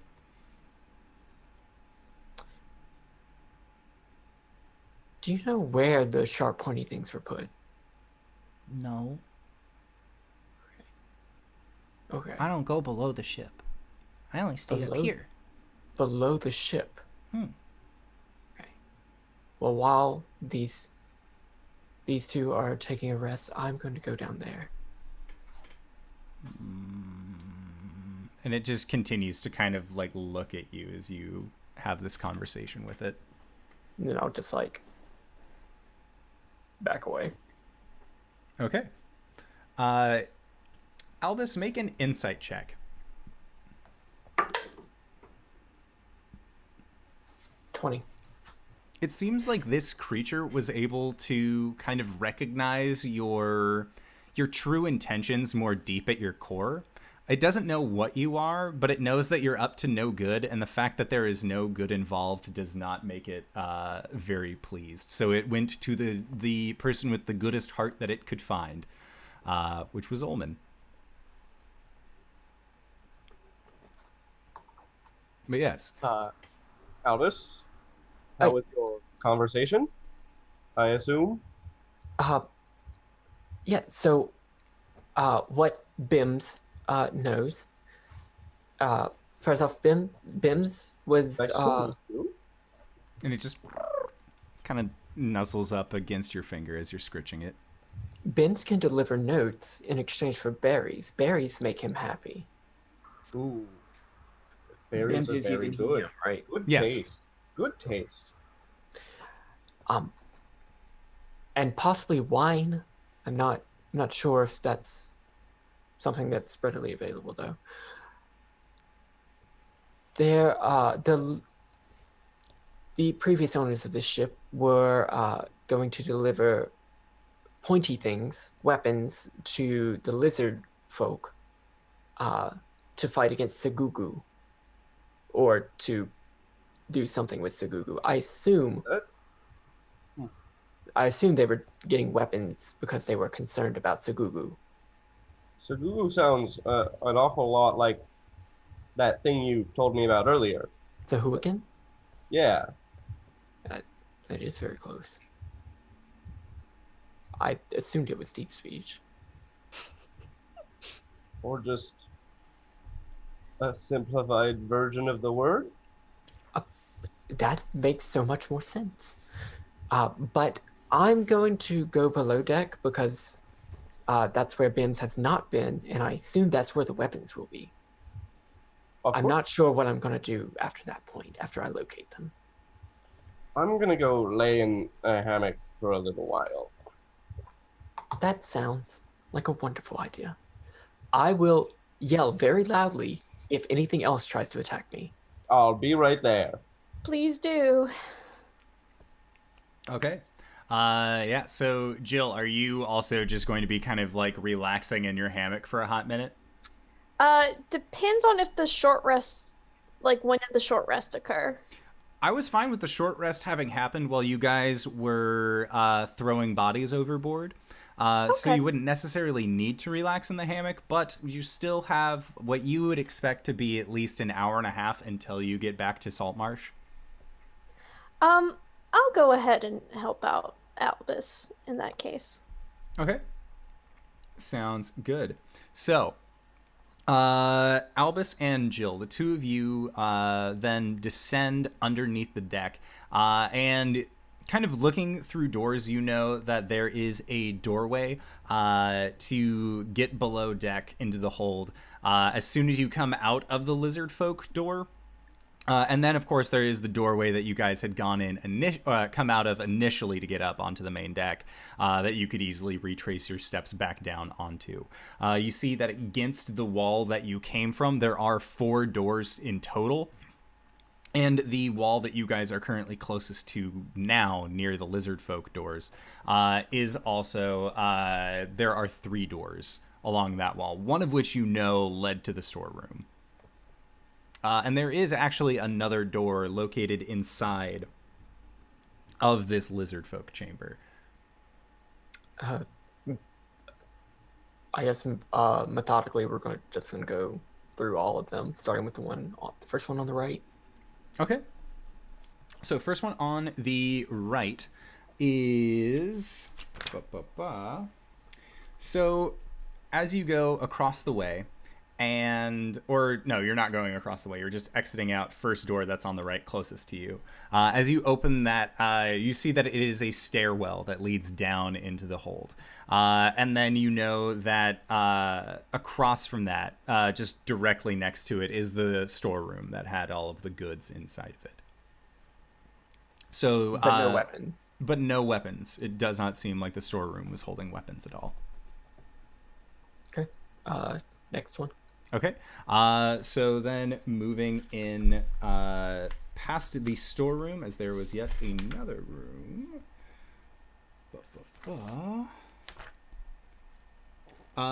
You go into the ship's galley, and you actually see that there is a crude metal stove that is not lit, and it leans up against the hull.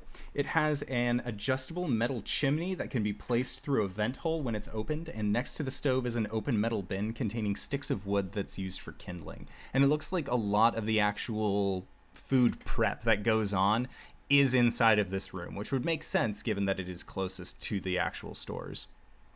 And looking around, you can find that there is a variety of cooking utensils here. There's a complete knife set, which is actually kind of astounding.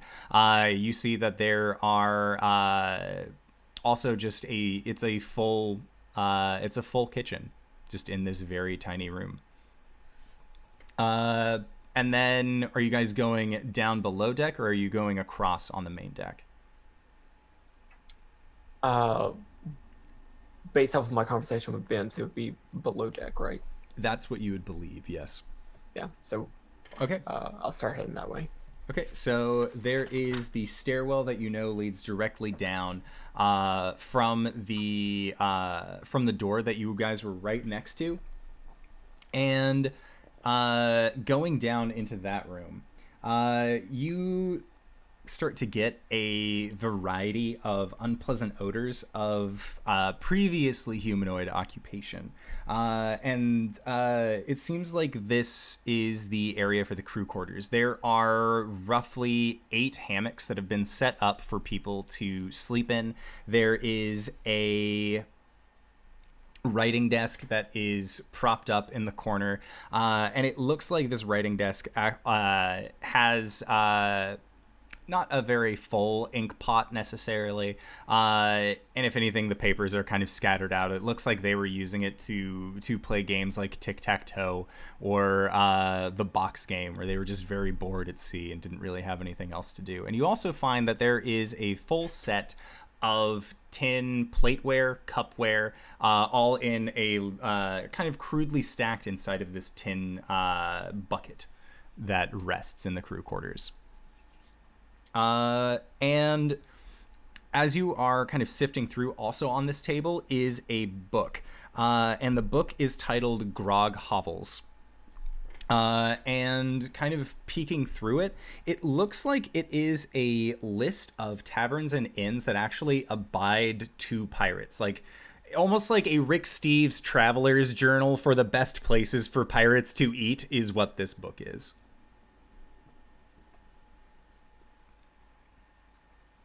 And you see in this room there is one door that leads to the, like, just towards the back of the ship. Yep, go in there. Okay. And this, as you are looking around, there is a lantern that is currently just swinging idly up from the ceiling in this area. And through the center, you see that there is a tall pole that extends downward, which you know is connected to the main mast. And beside it, there are a set of stairs that lead, that both lead up and down. And against the aft of the bulkhead, are stacked with just bushels of cloth. And it seems like there are large buckets, or not buckets, sorry. There are large barrels that are also kind of set up against the walls, and it looks like these ropes that are found throughout the hold are all meant to kind of contain these barrels into each other. And looking at it and kind of seeing on the side, Jill, what languages do you speak? I believe just Common and Elvish, yeah. Okay. So you guys aren't able to read what it says specifically, but you can make a nature or a history check if you would like, to kind of identify the origin of the markings on the side of these. That's a natural one. Man, you don't fucking know, Jill.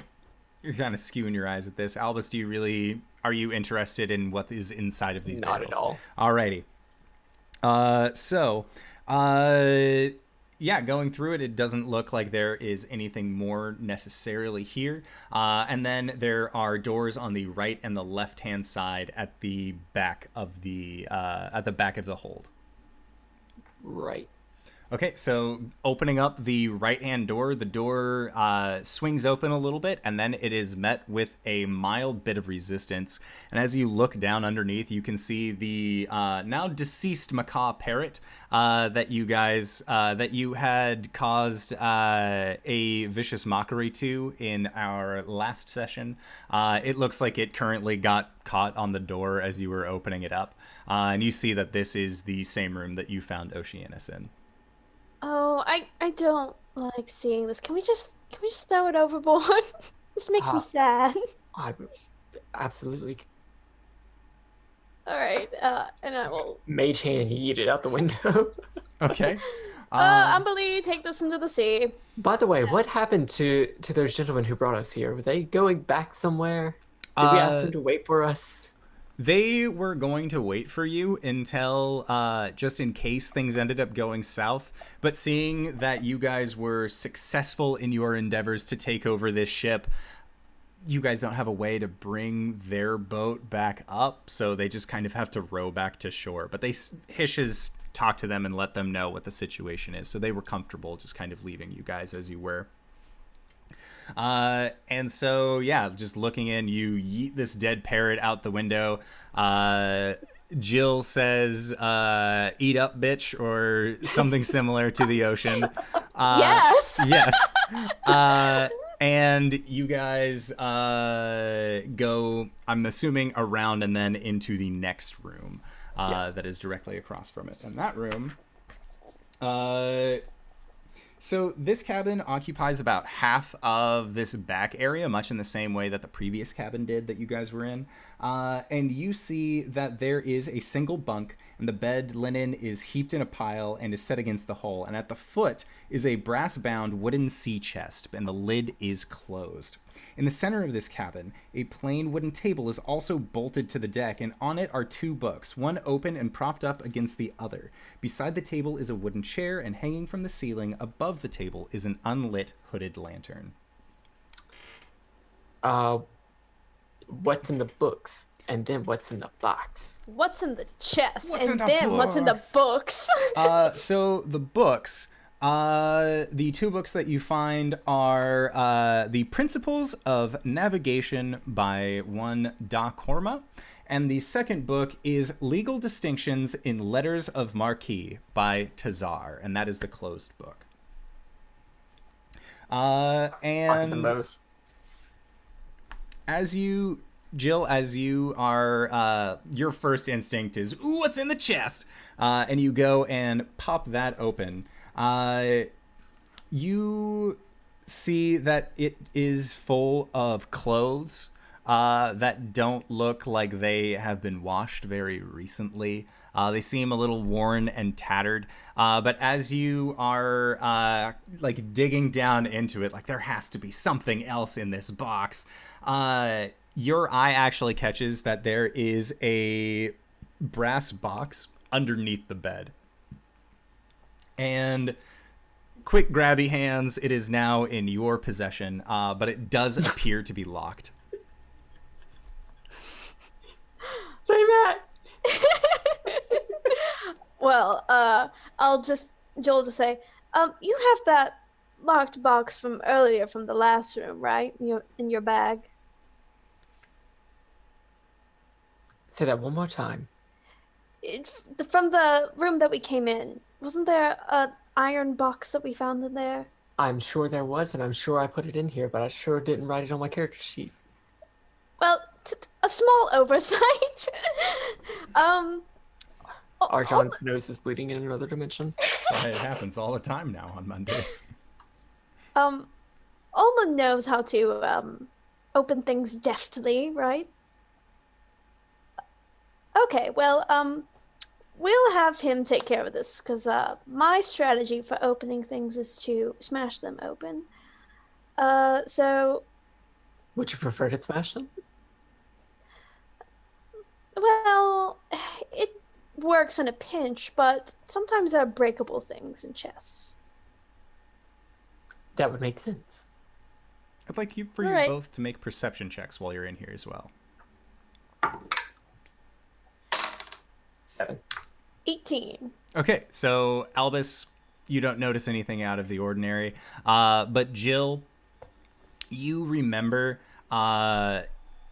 this room has a very similar layout to the room that you had destroyed the parrot, found Oceanus, and this room looks like it stops at roughly around the same place as the fake wall that you had seen before. And as you kind of look at this wall a little bit more intently, you can see that the door wasn't even put on fully back, and you actually spot this secret door.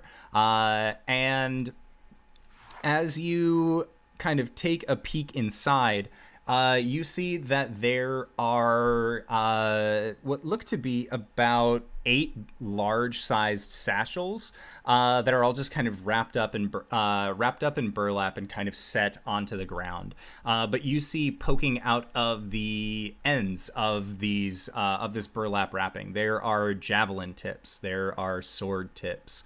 There looks like what appears to be a large collection of morning stars. It seems like this is the weapons cache that Bims was talking about previously. I think we found those weapons you were talking about. Oh, wonderful. I don't know what to do with them. Are they, looking them over, do they just appear to be standard weaponry, nothing out of the ordinary? They all do look to be standard weaponry in terms of being made by either like a human, dwarf, some more skilled blacksmith than what you have typically seen lizard weaponry look like. But as you are sifting through this, you actually see that there is a large shield. And on the front of the shield, it is emblazoned with the design of a lizard that is sticking its forked tongue out in a very aggressive fashion.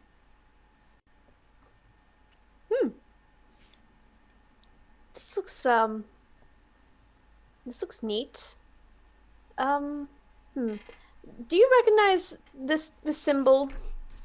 Do I recognize the symbol? Make a history check. Hello! We got a dingo! Alright, so while this is happening, I will be fixing the layout, but what did you roll? 23. Alright, so with your 23, you know from your time spent just out on the road, as well as a teacher and learning and kind of just finding out more as you have progressed down towards Saltmarsh, you've learned that the lizard folk as a people are very primal in their designs. So you are assuming that this symbol, this lizard that has its tongue extended outward, is most likely the symbol of the group that these weapons were being sold to, almost like a mark of trust between the two parties of like, hey, see, we went out of our way and made this cool looking thing for you. I believe that this was meant to make the lizard people happy, even happier than the rest of these weapons would. Is it have any particular powers or enchantments, or does it just look Oh, lizardy? absolutely not. Well, that's a wash then. But these could be worth something to someone. Apparently it was worth a lot to the lizard people. Well then, I suppose we can figure out how we want to handle that then. Alright, well, keep that in mind. Shall we keep looking? Absolutely. I would like to make sure that we well, that nothing else will surprise us on this deck. We've already run into a pseudo dragon. That's fair. All right. Let's clear this place out. His name is Bims, and he doesn't like me very much. But he likes Ulman. Why ever does he not like you? I'm not sure. Inside check.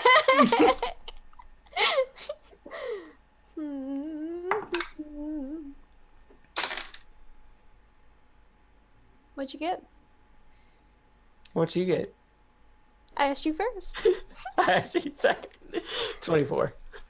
Natural 20. We're 26. Shit. Oh, yeah, Albus knows. Albus knows exactly why the pseudo dragon doesn't like him.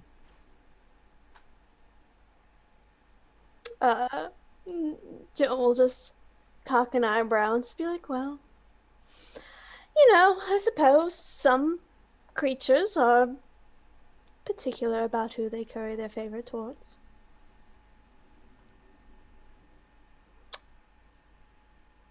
I'm sure you don't have to take it personally. No, I guess that would be in my best interest to not take things personally. Well, at any rate, let's keep looking around. Yeah. Okay. So, as the two of you are looking around, Hish, to fill you in on what has happened. So, all of our audiocast listeners, Dingo has arrived. So, you guys arrived onto the deck of the ship, laid waste to all of the bandits that were there. Hish, you offered the captain of this ship his life if he laid down his sword, and then actually just kind of cut him down where he stood right there. Yes, you got the finishing blow on the bandit captain. And after everything was cleared out, you found a nice chainmail shirt with a very tastefully torn kind of tunic being worn over it that you thought was a little bit closer, more up to speed with your kind of fighting style. So you managed to collect some of that, and then seeing as how the boat had been cleared off of all these bandits, and you had in your mind, okay, now for the second part of this, which is stealing the ship, much easier now that everyone's dead, you took up the helmsman's position, or, as I have found out, it is also known as the coxswain. So you are currently the coxswain of the ship, making sure that it is being navigated directly back to Saltmarsh. And during this time, you saw that that the lizard people, the lizard folk that your handsome friend, your handsome naked friend Oceanus had made mention of, were actually sleeping somewhere else on this ship. And you saw all of your as this door opened, lizard folk began fighting. Your friends ran over, and I mean, you guys just killed an entire crew of people. You guys outnumbered the lizard folk. You stayed at the helm just believing that your friends would do the right thing and get these assholes off of your new ship.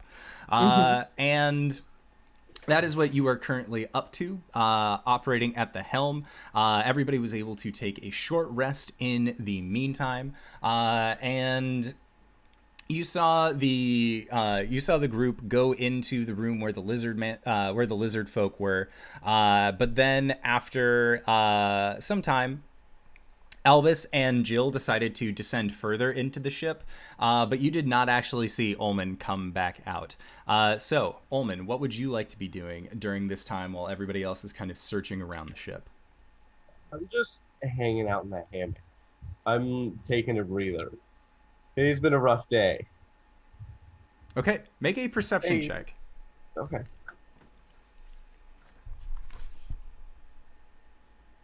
16? Okay. So with a 16, you actually see that there is a chest in the corner of this room. And it kind of glints off of the moonlight that is coming through one of the portholes, and it looks locked from where you are. But there is a nice and shiny chest. Oh, well.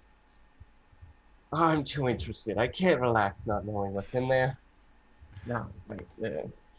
Okay. So, make a dexterity check using thieves' tools.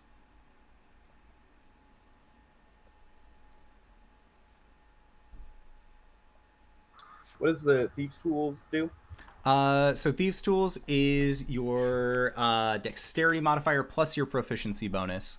And then you tell me the number that comes off of that when you roll a d20. Cool. 19. 19? Oh, yeah. As you kind of investigate the lock, you get the Homer Simpson, like, whittly fingers looking at the last donut. And you manage to use your thieves' tools quite easily. And with a very satisfying click, you see that it rises up just barely, and you see what looks to be a needle point actually kind of starting to stick out, and you know, okay, there's actually a trap in here. You disable it really quick and are able to actually pop open this treasure chest. And looking inside of this chest, you see that there are 5 golden ingots that are all just kind of stacked on top of each other, as well as what looks to be a cask of wine that is currently also inside of this chest. I tuck the ingots into my pocket and I pull out the wine. And I like pop out the cork and take a quick swig, and then I'm like, you want some wine? And your little pseudo dragon friend will definitely join you on the hammock, kind of curling up on your chest. So as you drink, any that gets onto your chin or starts coming down, it just sort of licks off. It is enjoying this companionship it has found. Tickles. Oh. It's just giving you, like, tiny little draconic kisses. All right. That is what you have found. And then Albus and Jill, you guys are still searching around below deck. And you have kind of inspected everything in the hold. You see that there is a flight of stairs that leads down further into the ship. And you feel like this is the area of the ship that is most below water.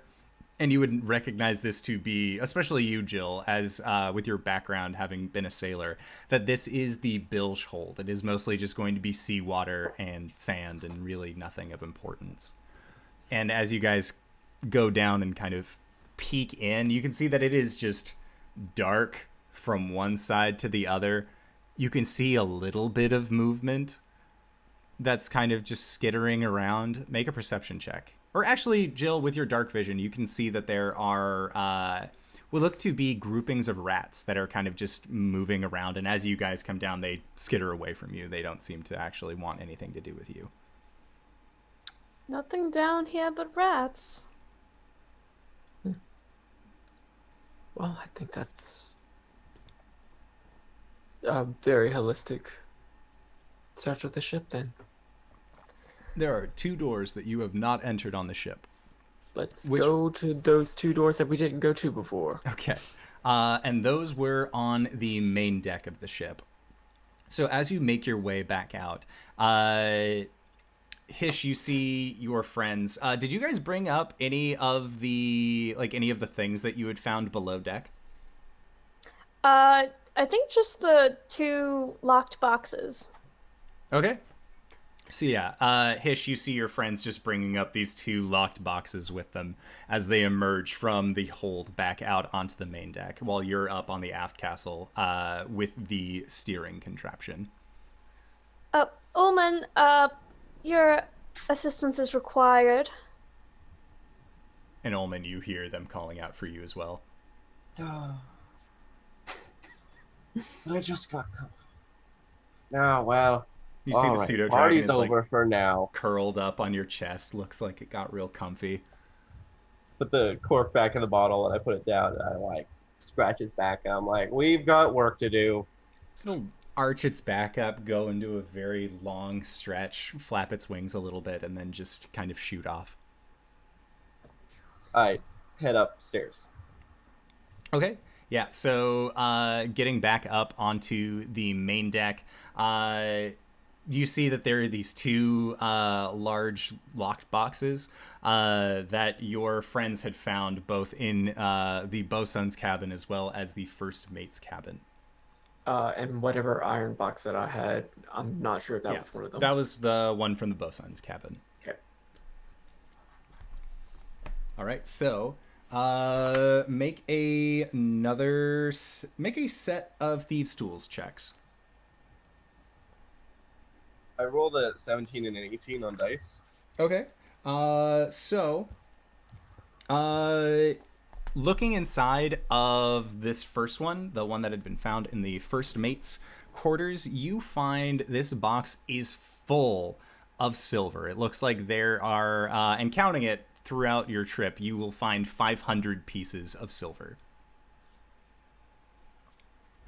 And then the second lockbox, you open up again, this time absolutely no issue, and inside is 200 silver pieces, and then as you are looking at it, you hear Oceanus say, "Oh my god, that's where they went!" And he rushes over and reaches inside the box, and he has a very ornately carved spear in one hand and then a short sword in the other, and says, "Albus, I thank you, but I won't need this anymore." And he hands you back your rapier. And he starts just kind of taking practice flourishes with his longsword and says, "I thought I'd lost you! Ha ha!" Glad you could be reunited with your weapon. It's... Well, Other than, of course, all of you, these weapons were everything to me. Speaking of weapons, Albus and I managed to locate a whole cache of them below the deck. Meant to be delivered to the lizard folk. Don't know what we want to do about those. Because while I imagine we could make some coin off of them in town, I don't know if they would be worth more to the lizard folk. That's entirely possible. Also a good find, by the way. I could put some feelers out in town and we can just hold on to them for now. Very well. Figure out what to do with them later. Any other fun finds? There's a ham. There's another ham. There was a There's whole always that. selection of meats downstairs. I'm sorry, there are meats and no one came up to get me. There was the combat first, and then I wanted to take a nap, but I had these boxes to unlock, apparently. I have to tell you guys, I'm honestly a little hurt. I told you as soon as I could. I appreciate that, Ulman. I feel like you're my only true friend on this ship. If you would like to peruse the meats, I can take over your duties for a while. Just for a minute. I'm just gonna eat as much ham as I can in 60 seconds and I'll be right back. Take all the time you need. The ship's in capable hands. Let me join you, please. Yeah, Hish hooks his arm around Ulman's arm and practically skips down to where the ham is. All right. Jill's gonna go up and grasp the wheel of the ship, and as she does, just like the back of like her right hand just kind of like glows a little bit. She just kind of smiles. All right. And Hish, make a perception check as you go arm in arm with Ulman as the two of you are making your way to the meat storage. You got it. Well, that's an 8. Okay. Yeah, you are very focused on not fish meats right now. So yeah, you guys make your way to the storeroom, and you see that there are 3 rungs of sausage. There is a large ham that has also been placed up on one of these large metal hooks, as well as you're pretty sure it's beef? Pretty sure. Like, looking at it, it looks like beef. None of this is fish. and it all looks actually very fresh. I want to eat the mystery beef. Okay. Yeah, it most certainly tastes like beef. Yes. I was hoping that was the case. Give me that ham. All right. So, yeah, Ulman and Hish, you both enjoy the shit out of this ham. It looks most certainly like, as you were getting through it, combat always makes you a little bit hungrier. I would like for you both to make constitution checks, not necessarily a save. Okay. 17? That's a 16 plus 4, so 20. Holy shit, okay. Yeah, so Hish, you were used to kind of just having your one big meal towards the end of the day, so you were just putting away this ham like nobody's problem. And Ulman, you feel like you need this. You need this so bad right now. Did Ulman bring the wine? I have wine right here. Yes. Yeah, so Ulman and Hish have a ham and wine soiree in the storeroom. Delicious. But yeah, Hish, Delectable. you're used to being like the biggest eater at a table, but it seems like Ulman is actually keeping pace with you. And you guys get through about half of this ham. It looks like it still has about like it was going to be used to feed 8 people, but the two of you were just really hungry. And this is like, this is the prize ham right here. You won. This is Victor's ham. Nothing tastes sweeter than victory ham. It's absolutely true. It's delightful. As a first meal on my new ship, not too shabby. It's a nice ship, too. I like the hammocks. I'm sorry, there's hammocks. There's 3 of them. I clearly have not seen enough of this ship. I've only seen this room in the hammock room, so we could poke around real quick. I wouldn't mind doing that. We can take some ham to go.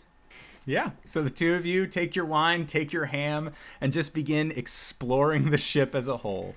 Yeah, just like a chill, like perusing of the ship. Oh, yeah. And as you go downstairs, you see once again the crew's quarters that looks like it had about 8 hammocks set up. There's a writing desk. And when the two of you go into the cargo hold, what languages do you speak, Hish? Common and Orc. Okay, and then Ulman, what languages did you speak? Common, Elven, and Sylvan. Okay. So looking around, you guys see that there are what look to be large casks that line the inside of this ship.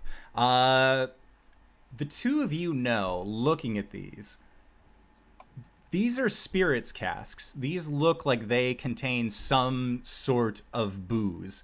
And there is about 50 casks in total. Holy shit. What a haul! What a glorious haul! I feel as though we have been blessed by some deity, Some ham god. some ham and spirits god. Make a history check when looking at these. 20? 16. Okay, so the 20 and a 16. Looking at all of these, you see, where is this? In the cargo hold, there was actually more than just 50 casks. It looks like there is actually a total of 80 of them inside of the hold of this ship. 40 casks are brandy and 40 of them are wine.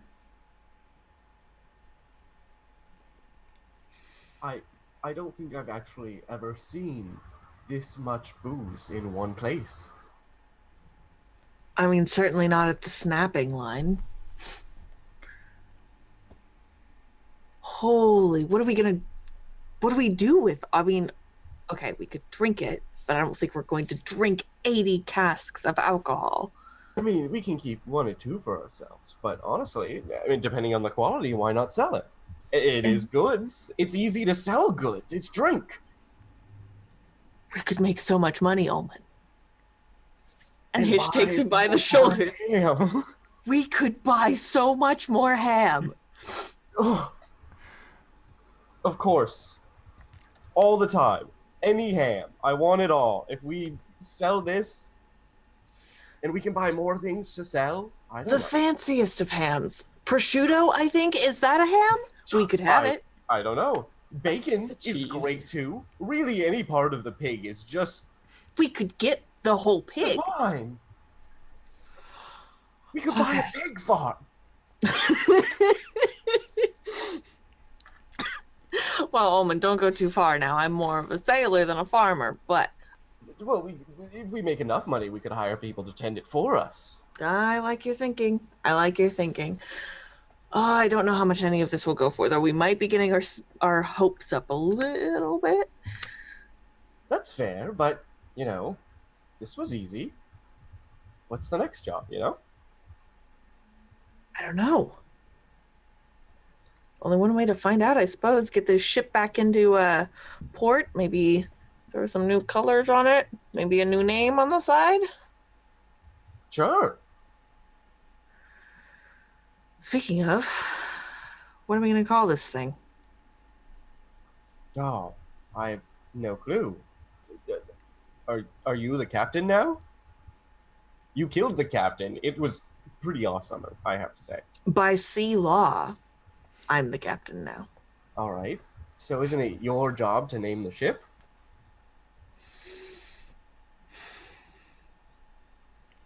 I suppose it is.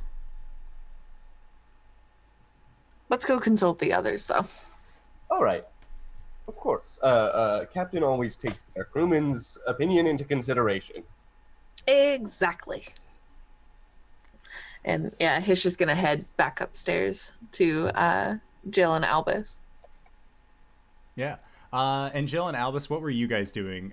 Jill, you were steering the ship. Albus, what were you doing in the meantime? Just kind of hanging out? Albus was like along the rail, just like looking out at the sea.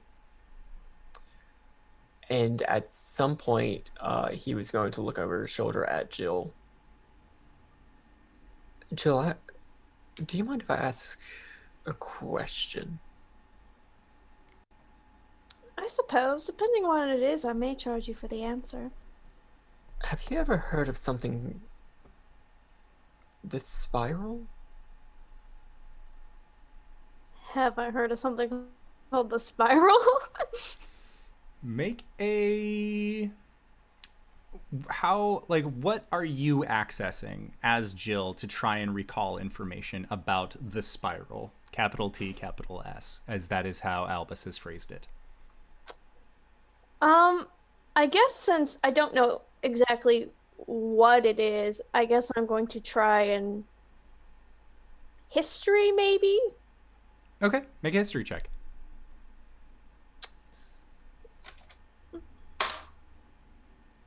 Eight. Lots of things have spirals. They're a pretty common occurrence in nature. Yeah, you weren't really sure. Can't say I know for sure what spiral you're referencing. Neither do I. Is that one of those things that you've forgotten? Yes. Well, unfortunately, I can't be that much assistance. Do you have any sort of inkling of what it is? Who may know about it?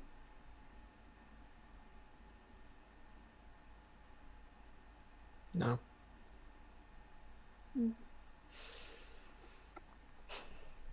Well, I suppose someone out there is bound to know. Right. Someone. Well, you said that you had like a drive to come here almost, right? I had a what? A drive, an urging, a Yes. calling of some sort, yeah. Well, perhaps, maybe if you in this moment don't know, maybe subconsciously I don't know. Whoever may know about the spirals here in Saltmarsh. You're right. I should ask around Saltmarsh more.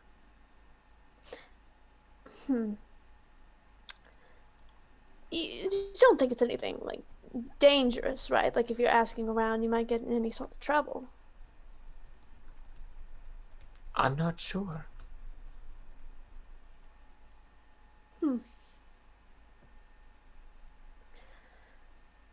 Well then, I suppose I can see what I could find as well.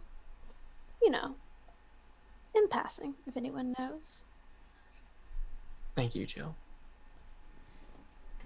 And it is around that Yep. time that your other party members step out onto the deck of the ship. Ham in hand, wineskin in hand, arm in arm, just kind of enjoying the company of another swashbuckling sort.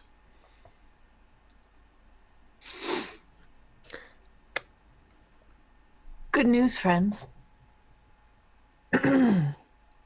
There is a buttload of alcohol downstairs. It's a buttload a lot. Yes, a buttload is a lot. Okay, so that could be valuable. I would say so. It's somewhere around 80 casks. Oh, well then. Some of it brandy, some of it wine. Haven't tasted it. Don't know if it's good yet. But Suppose that's in order to see how much we can charge for it. exactly. But still sellable even if it's bad. True, it just depends on whether it's, snapping line price or a slightly nicer establishment price. I think ideally I'd like to set my sights a little bit higher, although I would like to see the snappy line get something other than alcoholic chowder.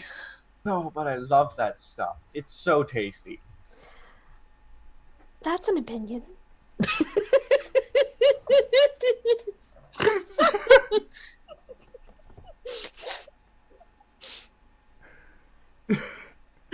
Right. Well, the other thing I wanted to come and talk to you all about is what we're going to name the ship.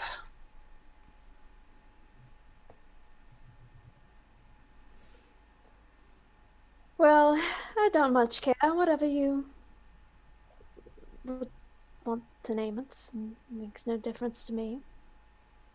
What typically goes into naming a ship? Oh, just about anything. Sometimes you need like a tough name. Sometimes you need like the blank blank, or sometimes like somebody's name goes in there. Do you have anyone you care about you would want to name the ship in dedication to?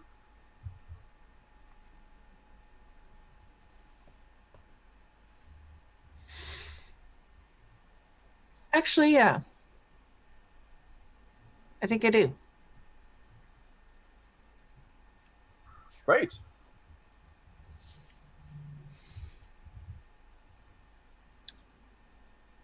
How does Oliver's Victory sound? It's got a nice ring to it. That sounds wonderful. Certainly much better than my last ship. A lot friendlier. What was your last ship? Oh, just a little dinghy on the marsh. I hardly remember it anymore.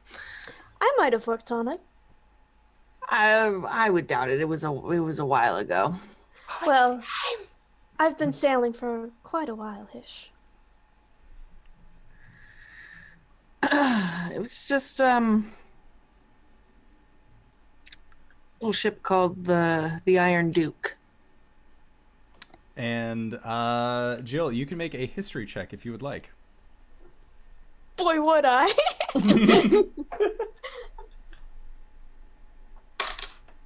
17. You have heard of this ship before. Well, Is Hish being truthful, or do you need to make a deception check at this point?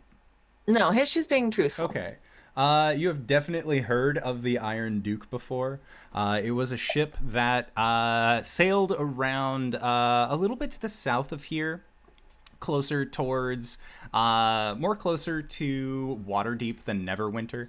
But it was a pretty infamous smuggler's ship. There was a very deadly crew captain that was in charge of a lot of more nefarious dwellings, but about 5 years ago, is that what we had said? About 5 years ago, you had heard that that ship had gone down, and that nobody knew if there were really any survivors, as nobody had actually heard word of the captain or crew member's survival after that point.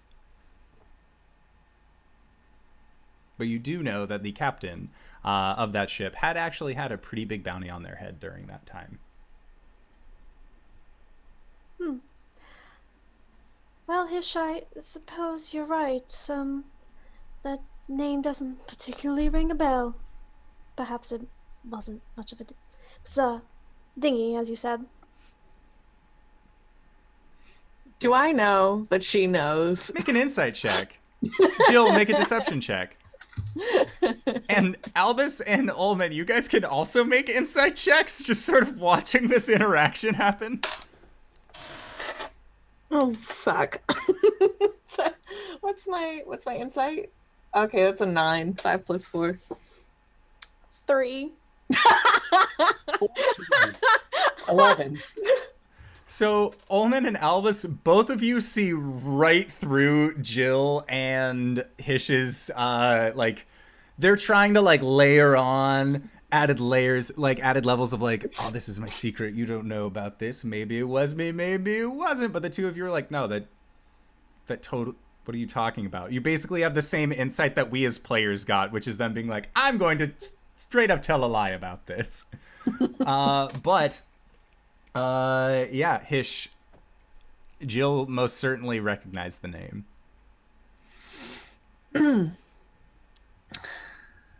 Right. Perhaps you can tell me more about your time on the Iron Duke later. I'm sure I could. Wouldn't take very long. Didn't really do much. Well, as any good sailor, I'm sure you could come up with a fisherman's tale about it. Oh, but I never lie. And he kind of turns casually on his heel. Besides, I was just a small, just a crew member at the time. Just getting my sea legs or whatever. I'm off to find some paint. All right. And he heads downstairs. And as Hish heads downstairs to find some paint, that is where we are going to call it for the evening. So I would like to say thank you to everybody who decided to come on by and stop by. Thank you to, I don't know how to pronounce this, but NN Crudiac. Thank you for the follow, as well as some bits. It was really cool to see you stop by. Thank you. Yes, that is tonight's session. So thank you again, all these wonderful players, for coming by. Thank you for joining us, Dingo. We're so happy to see you as well. Yes, I'm so sorry for being so late. No worries. So, with that in mind, Dingo, where can we find you? What do you do? Ooh, good question. You can find me on Twitter at WheresMyDingus, all one word. I play a lot of tabletop RPGs around various channels on Twitch. Tomorrow you can find me on twitch.tv/off_the-table. We're going to be resuming our Urban Shadows campaign. That's Sanguahona the Claiming. It's very yee-haw, sit back in cowboy times. Very good. Pew pew. It's going to be great. Mondays you can find me on Katie's channel, twitch.tv/katieface, playing Monster of the Week. Tuesdays I am playing Masks. And Wednesdays, I'm also going to be on Katie's channel because she's doing the Summer of Spooks, which is a really great series of one-shots happening at various times during the day. I think a lot of them are in the evenings, but yeah, I'll be there some weeks to do the Summer of Spooks. Awesome. All right. Reeves, where can we find you? What do you do? You can find me on Twitter at Reeves_bot. I mostly just announce when I'm going live, but sometimes I retweet interesting things or interact with my friends. It's great. It's fine. Mostly I stream on Twitch, twitch.tv/Reeves_bot. On Wednesdays, I am trying to get through my whole Steam library of games, which is too many. This is going to take me years. But I have a friend come along and select 3 games for me to play an hour each of, and I try to determine if they're worth putting more time into or just discarding. Like, hey. And then on Sundays, I'm playing through a Tactician mode Divinity 2 campaign with some of my friends. It's going great. We finally got off Fort Joy and killed Alexander. He's not dead, but whatever. It's fine. And Thursdays, I'm here. Excellent. Thank you. Cyber, where can we find you? What do you do? Hello. You can find me at CyberWolf1201 on Twitter, where I am a shitposter who sometimes tweets like, hey, I'm going live soon on twitch.tv/CyberWolf1201 to play some video games badly, but try to find some lore. Because, yeah, that's fun. World building and stuff. We're about to finish off Horizon Zero Dawn Frozen Wilds, and then I might be doing something else after that. I'm not sure. I need to ask somebody about that, because I haven't done that yet. Yeah, it's a good time. All the archives of that go to a YouTube channel that doesn't have a great URL, but you can also find a podcast that KyleWithAnN and I do called Let's Talk About It, where we get drunk, do parkour, and talk about the role-playing games that we're in and other stuff. Who knows? After how much we drink to record that, we kind of get derailed. Soon I'm going to post another episode. Soon. I don't know when. But for role-playing stuff, you can find me here on Indoor Adventures on Thursdays, like you already saw, and on Mondays, where I play Arjan, the Black Dragonborn Blood Hunter Cleric. Anyways, that's it. All right. Kylan, where can we find you? What do you do? Hi everyone, I am Kylan, otherwise known as KyleWithAnN on the Twitch and the Twitters. Twitter is the best place to see when I stream on my Twitch and when I participate in other things.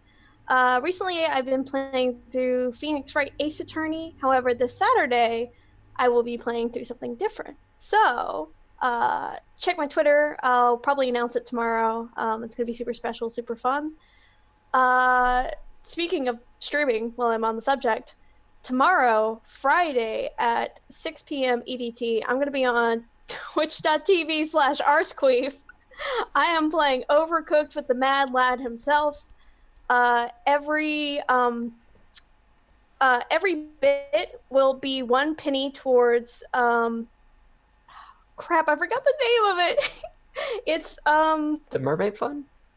It's Mermaid something. Let me look at it real quick. Mermaids UK. That's what it is.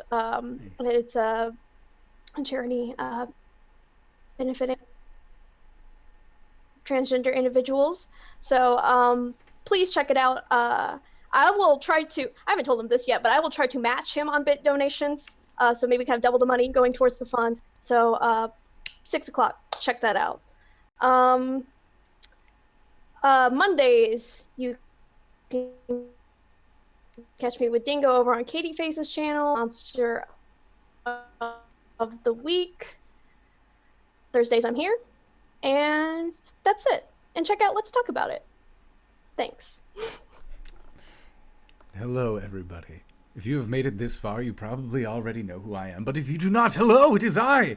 Currently the overheating indoor adventurer, because it is very, very hot where I am for absolutely no fucking reason, but I'm working through it. It's fine. I'll open up a window when we go into our after show that we do after this. But If you liked what you saw here, consider coming by Monday, Tuesday, Wednesday, Thursday, all at 5:30 p.m. Pacific Standard Time. And if you joined us late, you can always go back and check out our VODs at youtube.com/Indoor Adventures. Or if you're more of like an audiocast person, or you just don't have access to possibly all of the VODs that you would like, hey man, just download us into your pocket using either Podbean or Spotify or Apple Podcasts or something. We're all over the place. So if you are not finding us on a media platform of some sort, let me know.